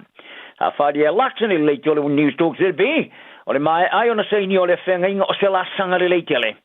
Mai e ta wai o lo i eise vaenga tusia I le whengainga po le clause, lea e whaare tusa I initia I vaenga tusia ni sila wa malienga e ai, lea e tele toise le lei, moni sila. O whaelo le tairo le pātia le New Zealand First, mani mi stafe o ingona Foafi Rail Minster, wa wasamane o Winston Peters, e na te lea langolongo ina le swing o le tūla fono e whātangai loli e ma mawhatu I auta e tau a vea le vai teimio whaalawalawe, o le tau whaaso soa, ma le tau ntar swau. Ma ia tāma mawai o whela wa inga ina Foafi I le tali. O lo mawhau whaure whainga malo e awe se atu la fono mo lori te tele stone whainga, e whaasau ina swau, e au fiai man wha amatanga ina o le te pula au le mamawha uta a loli. Ina o visiri ngia pe o sau ni te te ile atu la fono e tali Peters, e so I tua ma mai tau. Ma ia longa ila o whaili pots, e na te le longa ina le aikia, o ware te pula au le mamawha uta a loli. E iei mafu anga le leisa mafu ena wha marusia. Whaari e Peters, e au na mautinoa, ia wha o ngaina, ia whela wa ingan, Foafi. Wala patea Union tanga whainga ruenga, o vaenga o ai inga o iei mo tanga te malanga mai, o lo awhia de malienga sa o tonga whatu inga ni silam intia. E wha ono lima teita ina I le wha apronga ino tanga te whainga ruenga e malanga mai. Ai o wha matalanga sa o foina lau tustala initia e malo intia o ta uai, o le malienga o lo awhia ma le lima afe o visa, mo tanga te initia e eito mai wha pitoa. E wha mautua I New Zealand nei mo le o tulava le tautou sanga I ngā ruenga e fia ngā ruenga. E au fia ma ngā ruenga e lau lo tele ai initia pe o whaia onga mo wha malo stino pori yoka, au kuka mo kitau ma wha initia, ma whaia onga musika, wha pe maisi ngā ruenga e au fia au walo wha mtalanga wha te konolosi, ngā ruenga wha insinia, tausi soi fua o onga, ma ngā ruenga I fausanga tele. O nei te singa o wha ilo e foi, o le marianga o le au fia I mai ingo aso malolo mo ngā ruenga. Tusi ai, e awhi e tangata talavou initia I teo sanga I mawhana awa noa mo le tele o teimi e uru whale mai e New Zealand nei mo le se fululu masina. Whali e uni New Zealand nei e le I whaatala no ina I la tau I lea marianga. Ma la tau lapata I ai o nei swinga e mawhai o nei esi tūlanga lelelei mo tangata whainga luenga. O le unia le E2 e whai masui o tangata whainga luenga I ngā luenga e piona kawaina I lea whengainga. E au fiai o wala talanga wha te kongolosi ngā luenga wha pisnisi ma tau soi fua. Whaari elta mai tai whailau tusi awa o le uni Rachel McIntosh. O mesa o iai teimi o tua nai wala ngā ia tungalunga. E piona iai a tungalunga re whaapulunga ino tangata whainga luenga mai intia. O se a tungalunga ua ioina e le tamai tai president o le whonu whaatono uni whaatau inga ni Sila Sandra Gray. Mai e tā wai, o iai se papolenga. O no lele ai o ni tana noanga sa whaia mai uni ma tangata lau tere. O tu inantu nei ele malo I se matua I le whaamastonga e tu sai ma le whaawawa le tia ia onga le la tama. O se vaenga le sa ilia whaatapito tamai te tia ia onga e peona wholofola ina le minsta langolango o a onga David Seymour. sa polo misi simo le tau sanga mo vai o le malo si atu le tu ai o le malo I tamai tia ia onga I le whaonga ino le malo si o le power au fiai mo le mori eina mo whasalanga sa I ta ua e leo se swing o le tulafono ai o le wha malo si atiri atu o le tulafono sa longa e simo le Johnny Sila e le loifo ma tasi ia le semorianga o lo whaona whai e suenga e pena e ta wai o whailo ai le toto a le toto au na va ai mana tiu tira winga I se ilinga whaata pito tamai tia ia onga ta o foi o le to tele o tangata e mana na o ia onga ai a whai le fio ia onga no le mumusu o le a moria lo matua le tulafono owa e le ngata le whaata mala o matua ai o whaata mala fo ia latu whanau mo latu rumanai sa wha mao ni aina matanga ruenga o onga o le mata uporo ilumane o le tulafono o le mea lea e le mfonto e whaalisi manatu o matua mfern fasalina le o tula vali tosela utala male sol tula fono mo male tolu wafe tala mole molianga e lua maisi molianga e mulmuliane ai ta longa o for flaina le par mio pa poni kini fa pe o le asi sia tole sui le tosa mo ia Jerome Luai le taulanga Moresby wa wina twai se fe au o sauni ia le auto kapili ke ona tunu ta alo o le chiefs pa poni kini o se aulo na lua le fa fo esta Australia o le a waile tamarsan ngalike le NRL o le si awole Warriors ni sila o le wai o le awole West Tigers apo ina lonata ile taulanga o le motu ila sa le sa felo e mapulenga o le awole PNG Chiefs ma mata matai le tamarsan falo to fale le atunu fali le pane mio papo ni kini James Marape ila faili poti falo to fale o le veo lo wai mastamata alo mo e malanga tulona a maulunga tele na lo e malangatu mawha I loa lun tō sina ila lato au o se mea matua ilo loto tele ai lo lato whaangai tia ma ua au ina tu e se au o papuni kini o sauni ma le la kapili ki le tunu o mara stele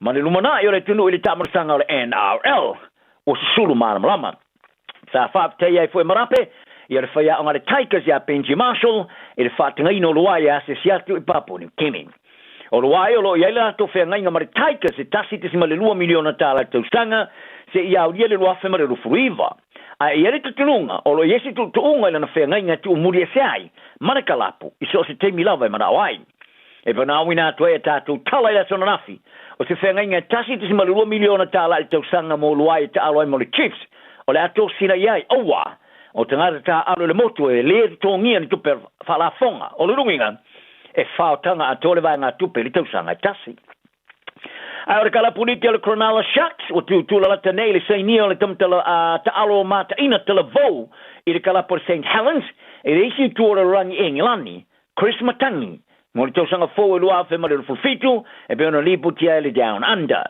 o Matangi se tamtala vo sa fa au se vanga telo le talent ta alo atu tupua I le our Saints ma nga ia tu le fatinonga o lana scholarship I le au fa leo mo le tamarasanga o au telen o le teusanga rua whamare for fasa a whirwhiri o le tamata alo I lalo sumo le on teusanga o le teusanga. E o mai temenei, o whitu ta alonga o ta alo ai mo le au whale o leo. Lua skoa mai ta alonga I 5 e o mai le temenei. O matangi, o le atari o le tamata alo mo mua mata ina le ta amarasanga supaliki a sua ia. Matangi, le tamata alo mo mua whaavao malo mo New Zealand, ma Samoa.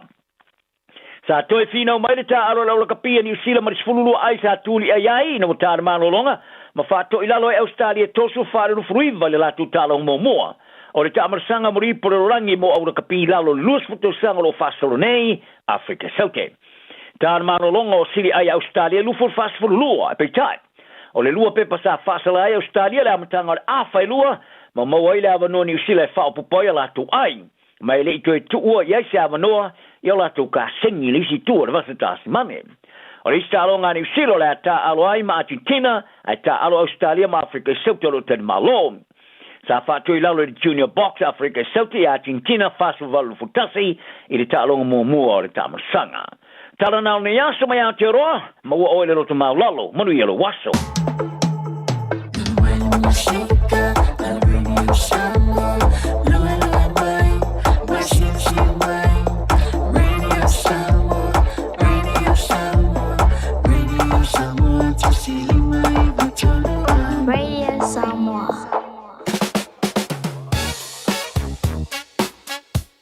Au kilani I saute, o sa ili se Samoa oe malo ai, o le Enterprise Motor Group manukau o lau fale ta vale wha moe moe.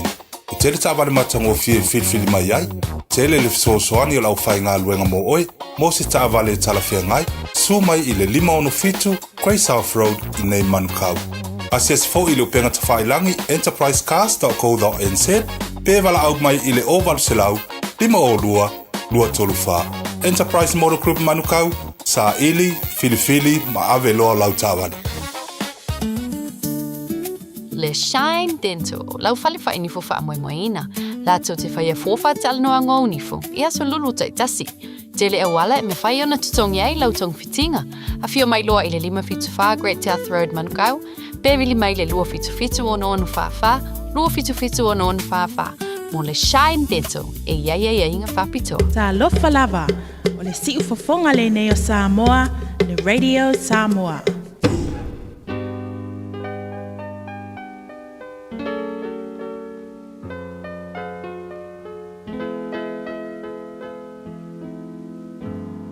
Faitauina le upo le poto no le tautua matavela linga Fusi and Sons Funeral Services i Mangele ma Samoa. I taimi o mawhatianga ma whaanoanoanga ona o le maliu.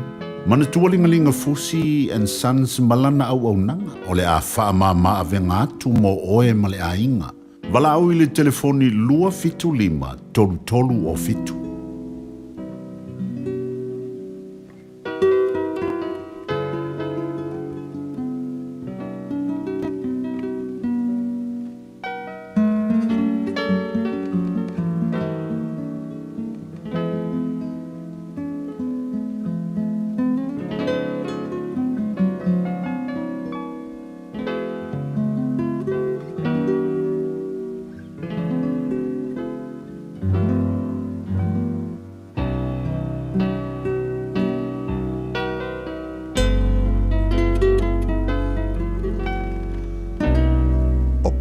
Ese ile malo male ainga o le autule le upur potoro nei tae au e whaitawina ma tau pe lua se fulu male iwa le tusi o whata oto.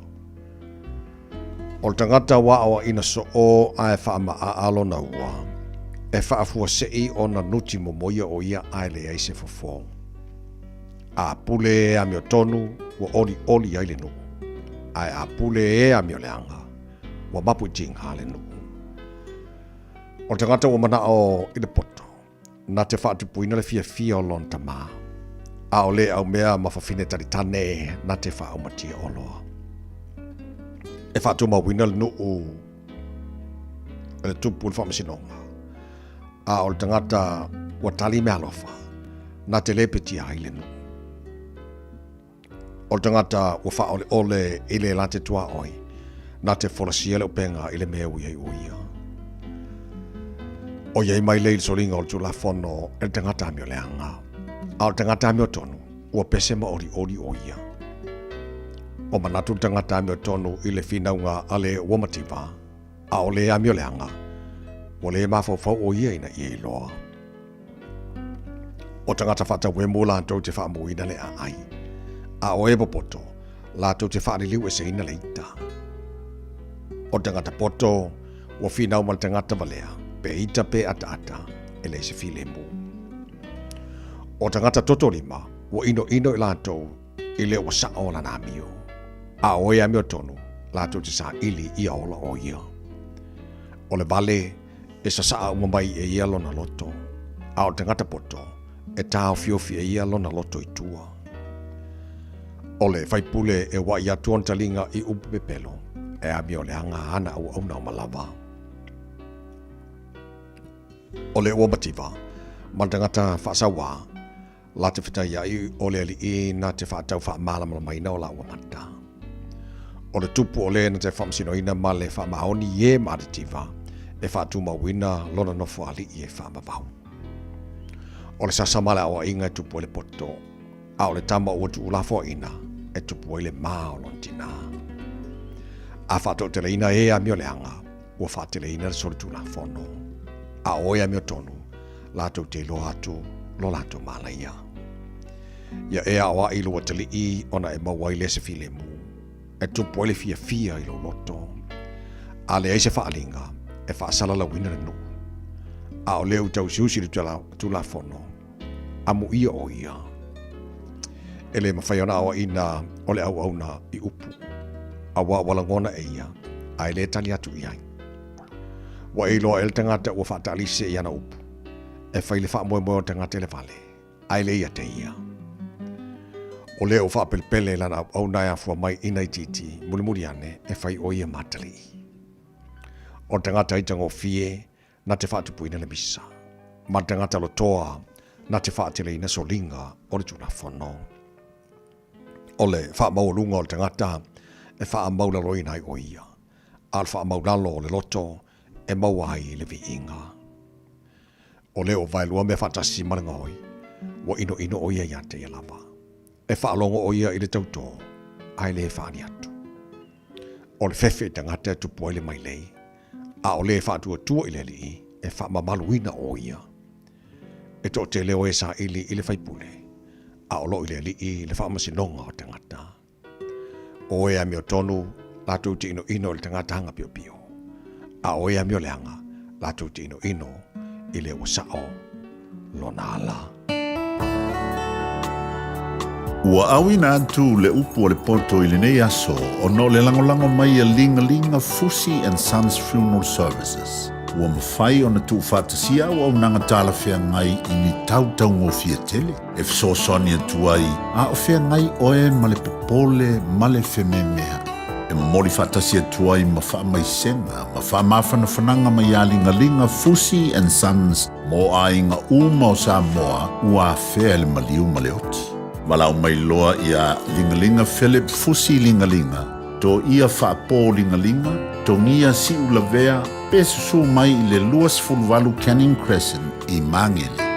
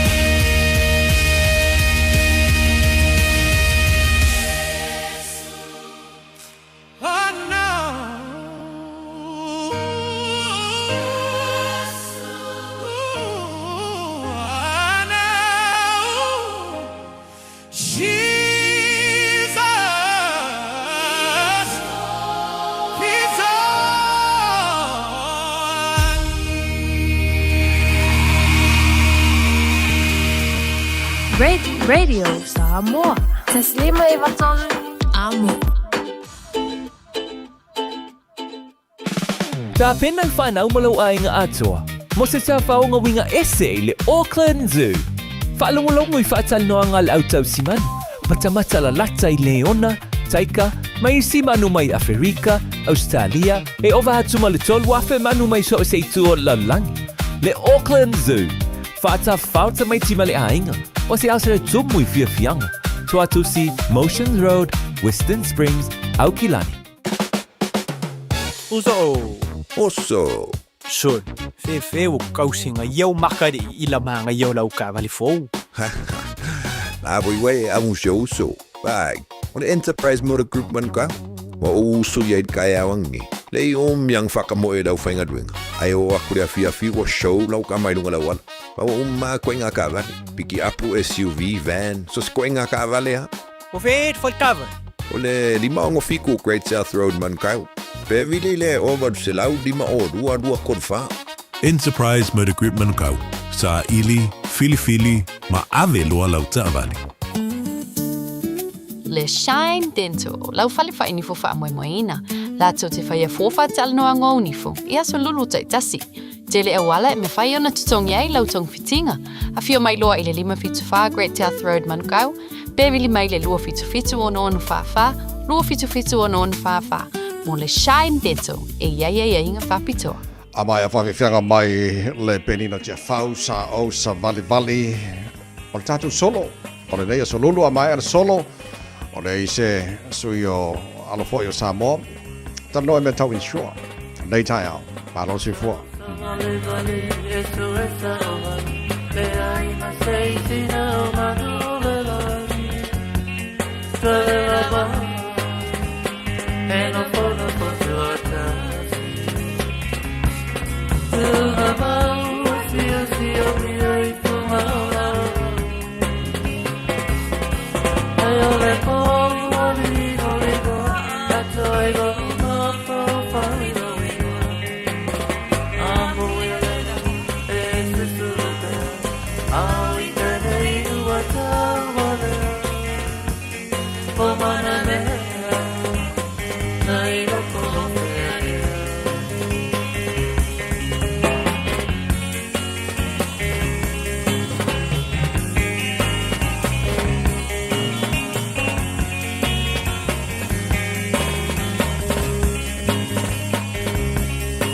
Martina, wala petanga, wala mole ayo pangayo moto, detele tiamo, oata tia saolo.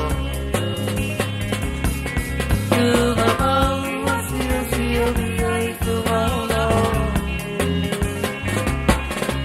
Ole oli mo atoyo mafo fino.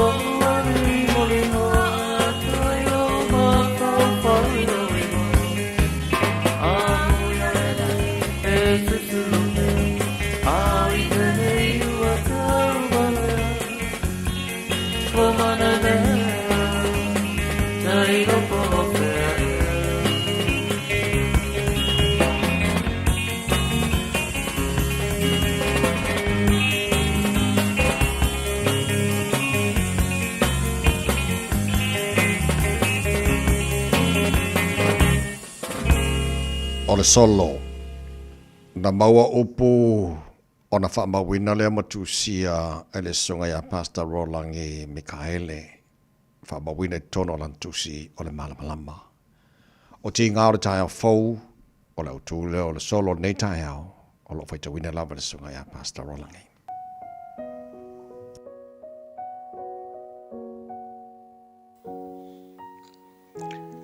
O ti ngā o le tai au fau. Sa pe ita o se lau mea o ta whea, a o se aputi e lelea, o ta wholinga ua ele elea, o lava i lima sisi ua le na nea, talo whae le waupuanea. E le kate ma le mea ta vili pea whapewhea. Awana manatu, wana o ne yafu na melea, manai o la te ulangona, ailonga lava e a whea. Wo uno noi le inu male ai, ai panga lea wo o lima vai vai.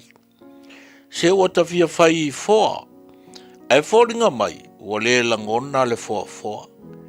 E pei ua ta alingo lingoa, wo ino ai le masina atoa. E o lava i le vivini ale toa, ua ta longo noa. Wo fe furi sa i whaala au mamafa, wo pei o se ali e sa la falafa. E ui le malu o le sau, ai ua ili tata le mafaufau. Awa ai atu le au pe au, wa au ngata e tau anau. O mata fefe tofu i le loloto, ina ne i peo le ngafo ua mangoto. O na mau lea o le tinga ina, sa fita i tunga i le savalinga. O le mea ea, ua e wha ngalo ita. Peo le afa uma, o ta kupita. O la paulo, aua lava ne i o mita mita. Tusa lava, pe ua vai se unga o na vea o e mawhita fita. E la lauva ai, ngase fo i o lima, ma ino ai le whaaya ina. Oi tu mai, oi fo i ato o manga i ai. E o fo i le perfecta ia, na sola alo na fia. Wale ai fo i se whaanga e tia. A ua miti ia e le lalo na paolongia. Mana nau ai loa ia whau motia. A ua fiwe a langa ma whātaitai o. Ai pei o le tala ia i ma o la tau whao le malo. Ai o le nei o le a whano i le tei o. Whanau ma la tau o lo tau mano. Talo whae i le mano o malona manawa o. Foi mai o ni suinga le lei, pea ono sa ia le mau whaafea la vei. Tu sa lava pe tau mai luma, tau mai tua, o le ata o le waa tau malua, e wha ta oto i lau papatua, e wha manatua i le malanga le piilua, wa vea ma pine wha mau o le ola tau tua, e le ngata i le anga nuu ma le anga i whanua, ai mai se le au nanga i le atua. E longo le tuli i le tātaa, e le whaingo fie o na so sofa whaingata. O e na asa le ngasu i maunga mawasa na sua malia ia i lātou ia tinga. E rei whaatari manuia o le olanga nei, e ui le tau sei mo na lae. Ae ua whaata ua le ola fau, e afua mai le sopo ia o le sami sousou. O nisi na whanau le toafa, a oisi, o le matamata ita o le pelu ma le sasa. Ta tali mea uma i le ata, o wha mai ese ma manu fe ai, sa sawa ina lo lato soifua tautua i le matai.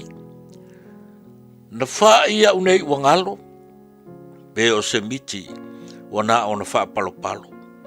O li liu solo i le tu, ma le tu, te inane le wha tu o le soa e le matutu, ua apo, mo tutu. E ui le pau e mawhiawhia, ai wale ese ma le tangi a lau te vania. Fua a ue, lo tai o tea, lo tai e le fati o se ngalu, lo unu ue, e le olo a se manu, e mā te tau ia tau. Tai ale toa i fatu ngau, ata lau la au ia manifi le lau. Ia pule le au, e sasa i ulu o wha vai. i le seu masalo i le ao le matai. O se vai e utu, ae ua le whaailoina o vai folau, lo ta ita nei whaananau, ae ua le lilo tapu vai folau. O ia si le fia mamau mai lava, le loto nei ua whaavau vau. O wea ilunga, tau au talu ma faufaunga, pei ua ngao le sulunga, ma ua le na nea langona, se i toe momori ai se manaonga, ai ua manatu e tā pena se i fonga. A wasa whapeo ki tiona na whawhiti le wala au, ono ole ma fau fele fele, ua le ese ma se pongati fau. I o vau au, o le atua oe mai le vavau. E le lilo lo walu atu ma le toe sau. Na pe ia ua le ngalo wa ngase i pa au. Ai whaafetai ma whaamalo, wa e toe papai mai i o tau au. Wa e o foina mai se isi lou, mo le nei foi fuata fou. O sautai au fou, e afua mai le iloa o na savari puno. E turi vae maloi mata i le ali i le loko. O na mana tua lea, o ti ngā o le olanga nei, e afua ai sautai au fou.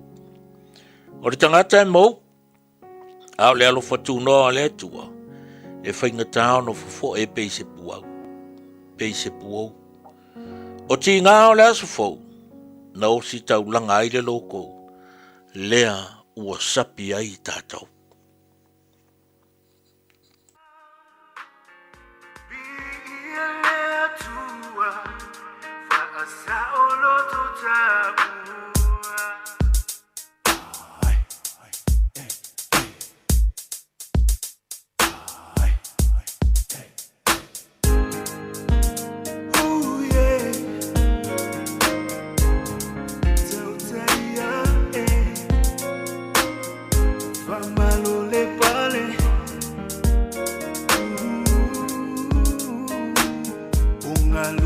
Fafatisina Ringaluenga uamaea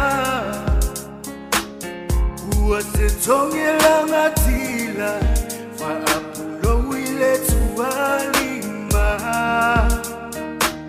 Lingongo ole tua sibi Ua lele mawalunga ilunga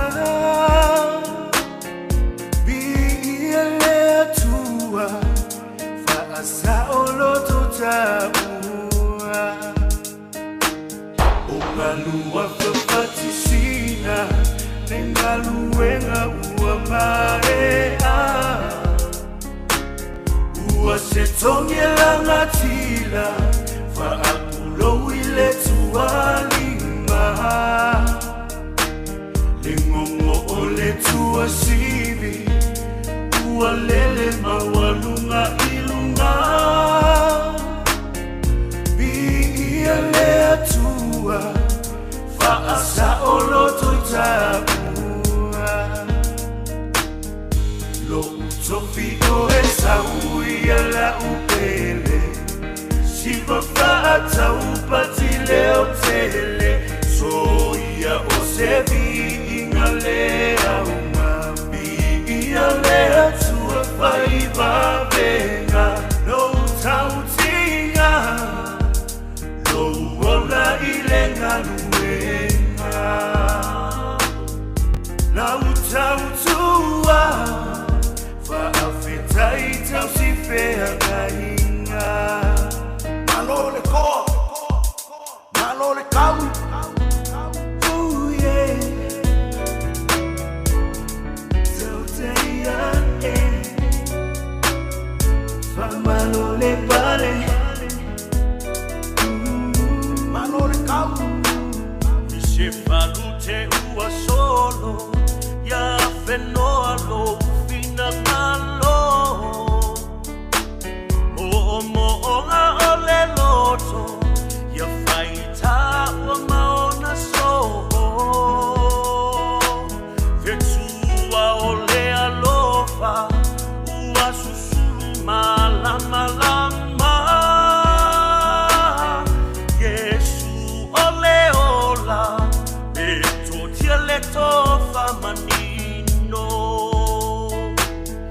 Se falu te ua solo Ya whenoa lo Fina ngalo O ngā ole loto Ya whaita ua maona so Ke soa ole alofa Ua susulu malama lama Yesu ole ola Beto tia le tofa manino Lo utofi oe saui ala upele Isiva faa tau pati leo tele Soia o se vi inga lea uma Ia lea tua faiva venga Lo tau tinga Lo ola ilenga luenga Lau tau tua Whaafeta I tau si whea ngainga Lo utofi oe saui ala upe Siva wha tau pati leo tele Soia o se ringa lea uma Ia lea tua whaiva venga Lo tau tinga Lo ola ilenga luenga Lau tau tua Whaafeta I tau si whea ngainga Tau te ia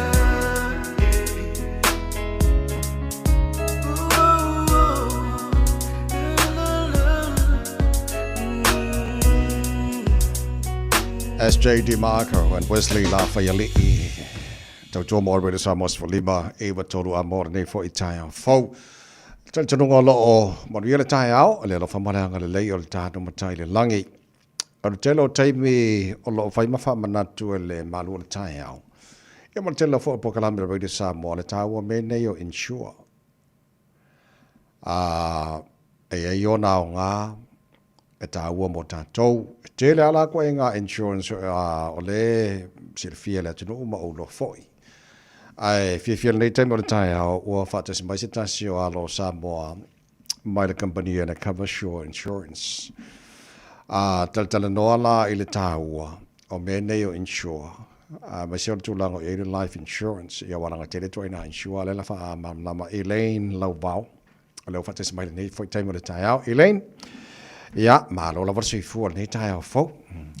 Fatalo fatu lau susunga tawai o lo otu mai le foele nei tai au whaftai fui ona o se avanua matungo fie fui ua tuina mai atia u le au na fatau vai whaasoai se vai ngā le mato pulukalame iau te Malo le sui fuar nei tai au fau. Ia, mahuia mai oringi kai au. Manuela whakatai. Okay. Le lei, so le whaafonga mai le atano o le company le cover sure insurance. Le o le atano le whengalua ngai Elaine Laubau. Whaamanino whaamamlama le tāua. O mene o life insurance, okay. O le vaenga mua Elaine. Atano o ani au ngā o neime o life insurance. Yeah, o le au ngā o le life insurance. So, e le o ngā o le life insurance o le life, health, ma le health, ma le so life insurance, health insurance, funeral cover insurance. Ma le medical insurance. Medical insurance, okay. E mate e au ngā I le cover sure. So, o le au ngā o le insurance o le au ngā tele mo ainga e le au ngā teilia o le insurance au ngā mo le lumana e le iloa mea e tutupu fo I to tele whaalawa lave e tutupu e tele fo I le iloa mea tutupu sa o le au ngā la o le insurance. So, whaamanino la mua le life insurance, health insurance, and medical insurance. Yeah, medical insurance. Okay, so life insurance, o le taua life insurance? O le tau le life insurance, whapepe atu puse mea ia oe e kawai ma fisosoani ai I lau ainga po o sisi o lalatua, say your family and your friends. Ia fisosoani me o kau kawa whaalawelawe pea atu tupu mai.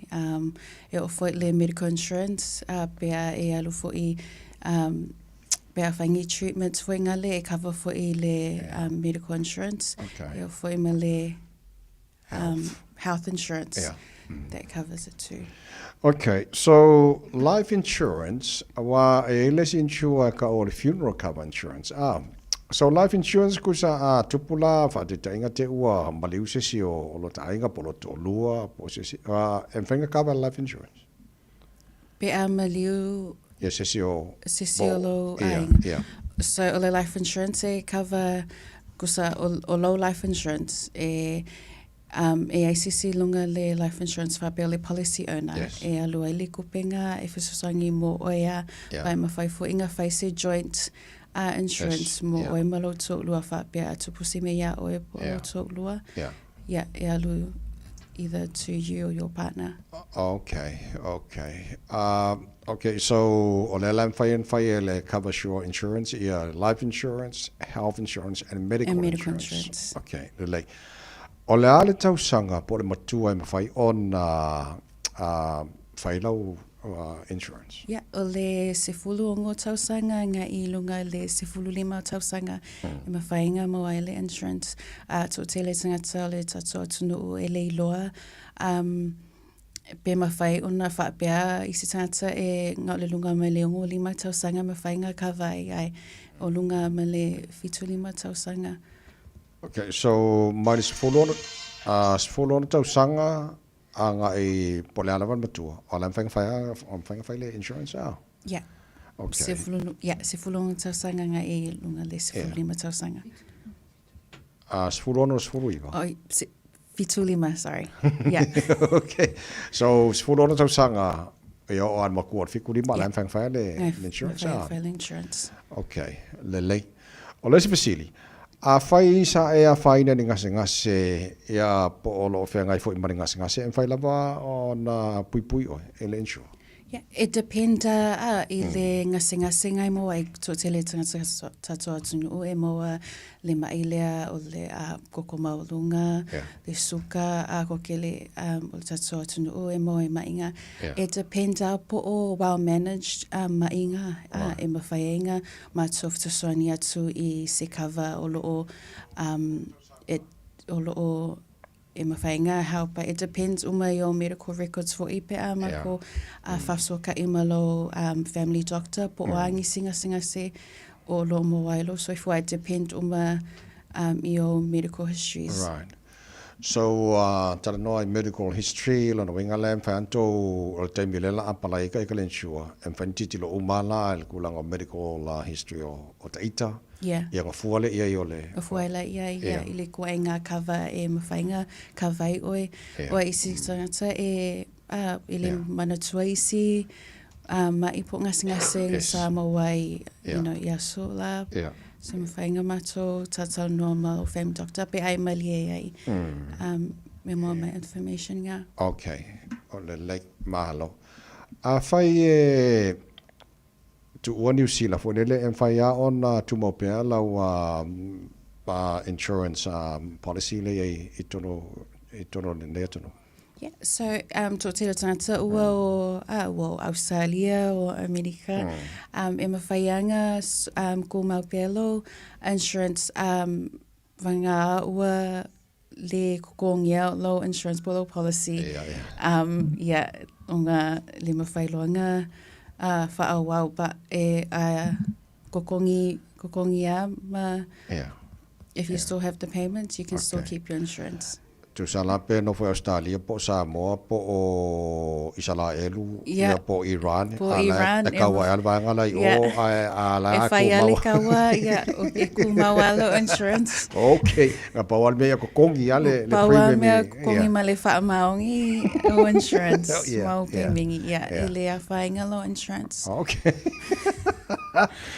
A fai te manua pe maliu ia tunu I fafo. a foi.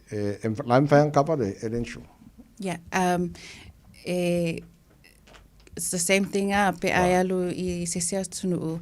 Fa maongia le pay mingi o low insurance kuma pe ma fai fo inga to swangi ai fo pay mingi ma fainga ma yelo fa pe o manua po e malio I tunu fa fo ma fai le insurance nga cover o ma to fa fo I maile. Oh, okay. So aka wala ka wala pisangi o Iran ake o mo foi loka ke o ka se po mu loka o loka o mo foi le ko ngala ka incho ala fa e ma fai ya okay ale tu tongi wale fa ma o pe mingi it's so there on va ngata wala ko ngere pe mingi okay e kam kan fa ngong e mo incho ali ile it depends ya oe olo ele fa pe e va kuma ko le amount e kongi o e fai mai a o elo a le mea ngai ngaka ele kama fai your budget e o a lunga le budget a le ainga ma fai fo inga fisoswangi ko ai whanga o matutua fa pe po to a matutua e ma fai fo inga fisoswangi la ko whanga o kongi but it's totally up to you. Okay. So se melas fate tenga fa pela le la manga ngela ke join le Capasho Insurance. O le package kong ofia la ye fa so lo ngai.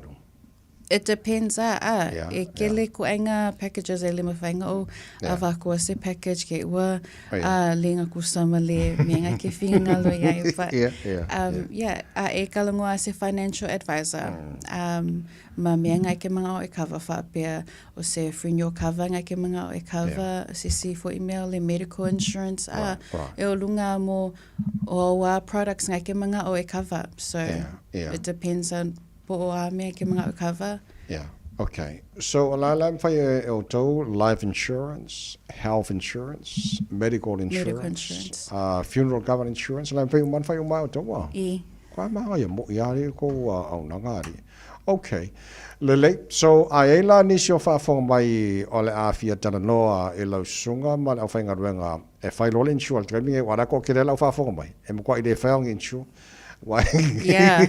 O to telefoi tangata wa mato talanoa iai EC events from mai wa to tele EC insurance wa ele mawhainga konge lako o mako o isi kanga e vili ako le bank ma isi kalangoa isi kanga ese pa e vili mai e kasi kanga ke te o ai kusa if you ai vili mai ate au o ta ua te mafuta ia isi temi wo le inga luenga me fai fanga vili mai fa pe lane famule ave SLC product ai ko la pe mingi me fai fo inga fai me fa penga le meale o le fa sota I mai mutata no mai I meale wa le me fai ngongi ai au le stopping I payments fa pe o le me fai because e au nga mo ke mi fa la ve o ke le ka ko ai nga Samoa o le meale o le fa la ve ma le you want to grieve peacefully manu ainga ke le manga o e worry fo inga lengi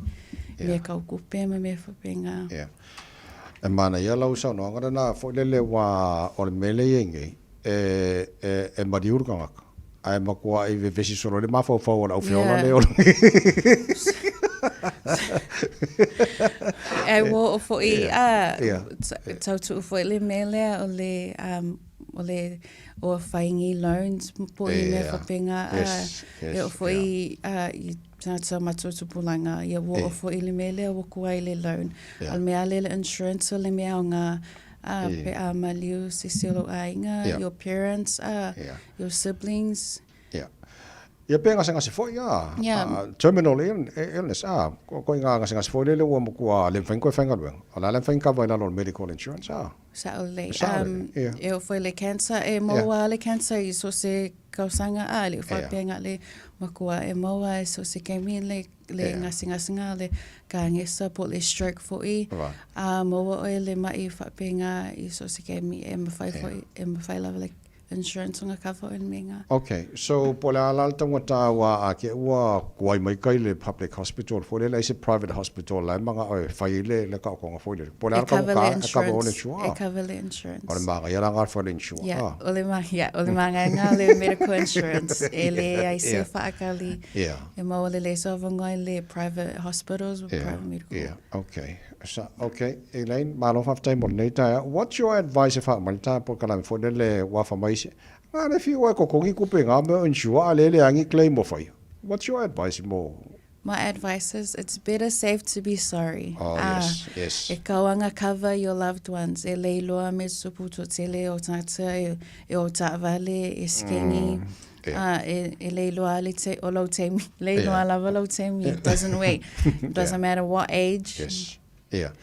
So ole le ala tapenanga fo le o ala va metu fo le fa le lave por ngase at least ole life insurance por health insurance por medical insurance or even funeral cover insurance if so sani mo okay Elaine ana si kere fonge mo ila sunga mar ko kompangi fa mon oi ole linga le poster okay lo po post lunga le poster linga mai lunga le telefoni kene o mai ko na nga poster fa mon se mai pena lo kere fonge se mo ko no poster ska mi fa mon ole o lua tasi 021 021 wangaro ya o kere fonge 0888 Wangaro. 0888. 5953. 5953. So all tasi o valu limaiva tasi tolua. Limaiva lima tolu. Oi limaiva lima tolu. Okay. Vala watula na tunu mga o kalangoa ngana Samoa. Kalangoa sa ala Elaine mo wale talaronga ngana Samoa. Okay. Elaine, 5 time will tell me later, yeah? 5 time lava mo leva no atavai. Okay. Yeah, le Manuel Yaso. Elaine Lavao, my company insure Alacaba Sure Insurance. Later, I'm going to already Samoa. Yeah, by law, I want to roll him to file time out all town and I'm more than if it's a Lulu. Manuel Tilla for the Nayas or the Lava Malanga later time of time long. Stay safe and God bless. To Fasifo. Living in a little sala was saying, Mo Ilana be a silafa a baby, my mata. A fata fire wanga e baby, beaula lana, et now I offer to Otama. Savini imamala o moenga tama lotalotoe via Havana Tomaya le au afa o malama ianganga e momoli ai lotanga lala Oi awela tapele pele ole alofa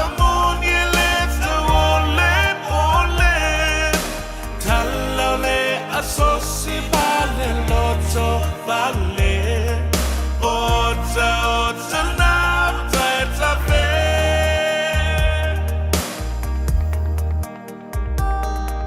Tumaya se au manga ela ibanga nana Tata soai ile atubasa Se tau tai mata palaulana ba elefau sala Atumua e faiaile aleana Le feanga ingale tau sala wani Aina fa alala Esa sala fa apua o le fasa Le ki o malama zawa ile fa tau tala Esu enga tonu wailo ufimata Oi awela tapele pele Ole alofa moniele te ole Kala ole asosi bale lo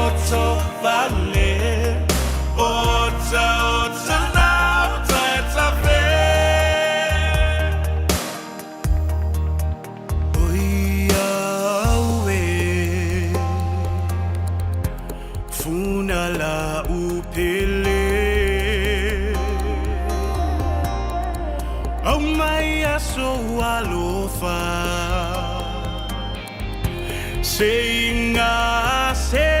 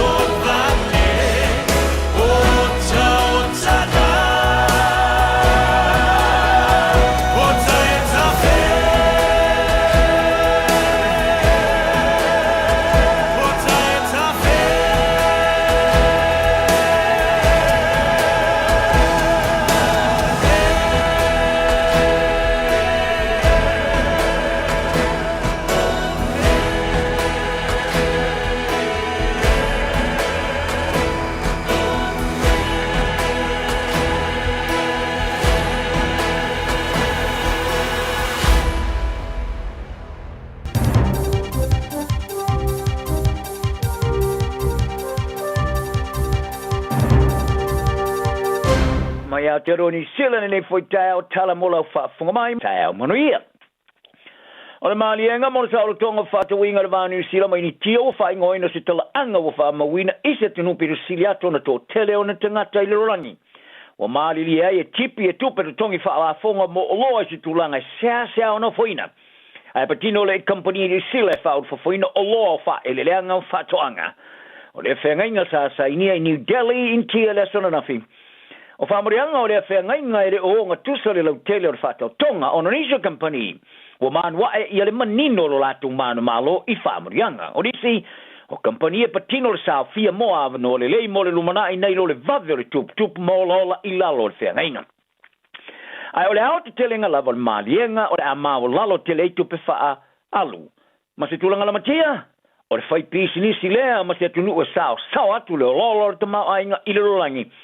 O company o manino mai le maruia i le maalienga o company e whaut whafoina i o loa e piona masania e o na vea i e tuper tongi ma papaponi mo o loa e awinatu in tia. O ano ma fulu ma moe o loa wao matua ma tau ma whasami o tau whai benefiti uma. Mai le loloto o tuper tongi wha la fonga o tipina. O le tele o nei la fonga o le avave na vesea e po le whasol solo to lava i na vesea ritono mosta in popo. O le siria ma le afa o loa e whaut whafo ni sila in tia wa avema o loa. E leini la fonga de tongia mai la wala mo moa. Ma si i tia tua i le siria ma le vans football sene i le anga e te uluma. O no le maurunga tele o tupe wha la fonga de tongi o loa e whauru whale atu i ni tia, sa ai ua nea ina tapunia ni usila mai i le maketi. Ai wa whaarea li pare mea tui sinave mauloma to tua Christopher Larson. O le maalianga o sa o tonga whatawa inga mai ni tia re tawana amata wha maluina i le whai ungor tu sanga.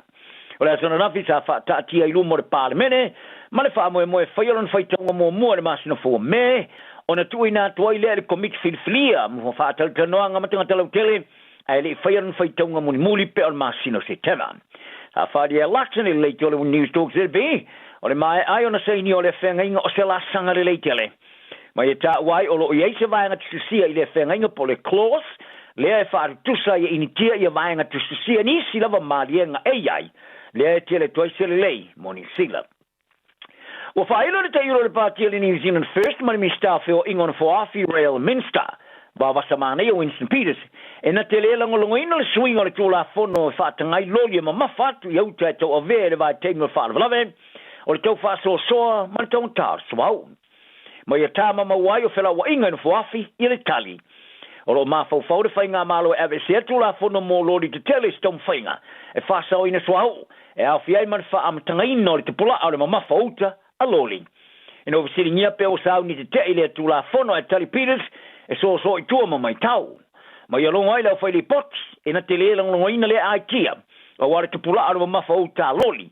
E iei mafu anga le leisa mafu e na wha marusia. Whaari e Peters e au na mautinoa ia wha o ngaina ia whela o ingan whafi. Wala patea uni o tanga whai ngā ruenga. O vaenga o ai inga o iei mo tanga te malanga mai o lo awhia de malienga o sa o tonga whata o ingan I sila mai kia. E whaono lima teita ina I le wha apronga ino tanga te whai ngā ruenga e malanga mai. Ai o wha matalanga sa o foina leo tustala ini kia e maro in kia o tā uai. O re malienga o lo awhia ma le lima afe o visa mo tanga te ini kia e eito mai wha apitoa. E wha mautua I New Zealand nei mo leo atulawa le tautou sanga I ngā ruenga I fia ngā ruenga. E au fia mga ruenga e lau lo tele ai ini kia pe o whaia onga mo wha malo stinopori yoka au kuka mo kitau mawha ini kia ma whaia onga musika wha pe maisi ngā ruenga e au fia au walo wha mtalanga wha teknololosi ngā ruenga wha insinia tausi soi fua o onga mga ruenga I fausanga tele o nei ki singa o wha ilo ai foi o le marianga o le au fia I mai ingo aso malo lo mo ngā ruenga tusi ai e awhi e tangata talavo ini kia I teo sanga e mawhana awa noa mo le tele o teimi e uru whale mai e New Zealand nei mo le se fululu masina. Whali e uni I New Zealand nei e le I whaatala no ina I la tau I lea marienga. Ma la tau lapata I ai o nei swinga e mawhai o nei esi tūlanga lelelei mo tangata whai ngā luenga. O le uni a le E2 e whai masui o tangata whai ngā luenga I ngā luenga e peona kawaina I lea whengainga. E au fiai o wala whaamtalanga whaatekongolosi ngā luenga whaapisnisi ma tau soi fua. Whaari el te mātai whailau tusi awa o le uni Rachel McIntosh. O mesa o iai teimi o tua nai wala ngā ia tungalunga. E peona iai a tungalunga re whaapulunga ino tangata whainga ruenga mai kia. O se a tungalunga ua ioina. E le te mātai president o le whonu whaatono uni o whaatango inga ni Sila Sandra Gray. Mai e tā wai, o iai se papolenga. O no lele ai o ni talanoanga sa whaia mai uni ma tangata lau tere. O tu ina tu nei le malo I se matua I le whaamastonga e tu sai ma le whaawawa le tia ia onga le la tama. O se vaenga le sa I le whaatapito tamai te tia ia onga e peona whorofora ina le minsta langolango o a onga David Seymour. Sa apolo misi Seymour le tau sanga wawai. O le a malo si atu le tutu ai o le malo I tamai te tia ia onga. I le whaonga ino le malo si o le power au fiai ma le mori eina mo whasalanga. Sa e tā ua e leo se swinga o le tūlafono ai o le whaamara si a tiri acto o le tūlafono. Sa longa e si moa le le Johnny Sila e le le loifo ma tasi I le samorianga o lo whaawona whai e sue suenga. E pena e tā ua ai ua whailo ai le toto a le toto aula na wa ai manan tiu tila winga I sa ilinga whaatapito tamaiti tia ia onga. Tā ua foi o le toa tele o tangata e mana na o ia onga ai a whai e le fio ia onga no le mumusu. O le a moria loa mātua le tūlafono oua. E le ngata le whaatamala o mātua, ai o whaatamala fo I a lātou whanau mō lātou rumanai. Sa whaamau ni aina matanga ruenga o onga o le mata uporo ilumane o tula whono, o le mea lea e le mwhuntu e whaalisi manatu. O mātua e mwhuntu whaasalaini le o tula wali tōsila o tā lā, male so le tula whono mō mua, male tōlu wafe tā lā, mō le mōrianga e lua maisi mōrianga e muli muliane ai. Tā longa o whorwhalaina le pāri mi o Papua New Guinea whapea. O le ase si ato le sui o le tosa mo I a Jerome Luai I le taulanga o Moresby. Wa wina tuai se wheau. O sauni I o le aura kapilike o na tunu e tā alo. O le au le Chiefs of Papua New Guinea o se au lona lua lea I whafo esa Australia. O le awai le tamarasana ngalike le NRL. O le isi au le Warriors ni Sila. O Luai o le au le West Tigers apu e ina lonata. I le taulanga o le motu I le saa. Le sa felo e mapulenga o le awa le PNG Chiefs, ma mata matai le tamara sanga whalo tue whale le atunu. Whari ere pāne mi o Papua New Guinea James Marape, I lau whaili poti whalo tue whale. O le aveo luai mastamata alo mua e malangatu lona maurunga tele lona lau loa. E malangatu ma whaai loa lona tō sina, I le lato au, o se mea matua I lo loto tele ai lo lato whaanga e tia. Ma ua au ina tue se wheau, o Papua New Guinea o sauni, ma le la kapiliki le tunu o mara stele, ma le lumana I o le tunu I le tamarasanga o le NRL o se sulu malamalama. Sa whaaptei ai fwe Marape I o le whaia o ngare Tigers I a Benji Marshall I le whaatinga ino luai a se siatu I Papua New Guinea. O luai o lo I aila to whea ngainga mare Tigers I tasi te sima le 2 miliona tāla taustanga se I au lia le luafe mare lufuruiva. A I ere tutununga o lo yesi tutunga ila na whea ngainga tu umuri e seai mare kalapu I se o se teimi lava I mana awai. E pana wina to e tatu tala ia sona nafi. O se whenga inga tasi te simalu 2 miliona tala i tau sanga mo luai te aloai mo le Chiefs. O le ato sina iai, aua. O te ngata ta alo le motu e le tongia ni tupe whalafonga. O le runginga e whaotanga a tole vai ngā tupe li tau sanga i tasi. Ai ora kala puniti le Cronulla Sharks o tu la tenei le sainia le tamtala ta alo mata ina tala vou i le kala por St. Helens e le isi tuora rangi Engilani Chris Matangi mo le tau sanga fou e lua fe ma le fulfitu e pe ona lipu tia le Down Under o Matangi se tamtala vou sa fa au se vanga telo le talent ta alo atu tupua i le Our Saints ma nga ia tuare whatinonga o lana scholarship i le au wha leo mo le tamana sanga o au telen. O le teu sanga rua fe marero fulfa sa filfili ai o le tamata alo i lalo sumo le on teu sanga o le teu sanga e o mai temenei o fiti ta alonga o ta alo ai mo le au fale o leo lua skoa mai ta alonga lima e o mai le temenei o matangi o le atari o le tamata alo mo mua mata ina le ta amarasanga supaliki ya sua ia matangi le tamata alo mo mua fa vao malo mo New Zealand ma Samoa sa toi fina o mai le ta alo la kapia New Zealand ma disfululu ai sa tuli ai ai na mo ta malolonga ma fato ilalo e Australia tosu fare no fruiva le latu talo momoa o le tamarasanga mori por rangi mo au kapi lalo lus futo sanga lo fasolo nei Africa Saute tar mano longo sili ai Australia lu for fast for lua pe tai o le lua pe pasa fasala ai Australia la matanga a fai lua ma mo ile ava no New Zealand fa po poia latu ai mai le tu o ia se ava no ia latu ka sengi lisi tu o vasata mame o le istalo ngā New Zealand le ta alo ai ma Argentina, ai ta alo Australia ma Africa Sauti o ten malo. Sa fatu i lalo le Junior Box Africa Sauti Argentina fasu valu futasi i le ta alo mo mua o le ta masanga. Tala nao ne yaso mai Aotearoa, ma ua oe le roto mau lalo, manu i alo waso.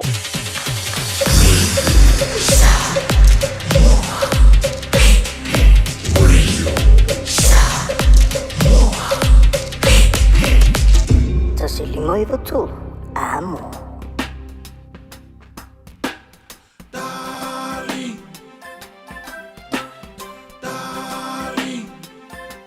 O fea e a o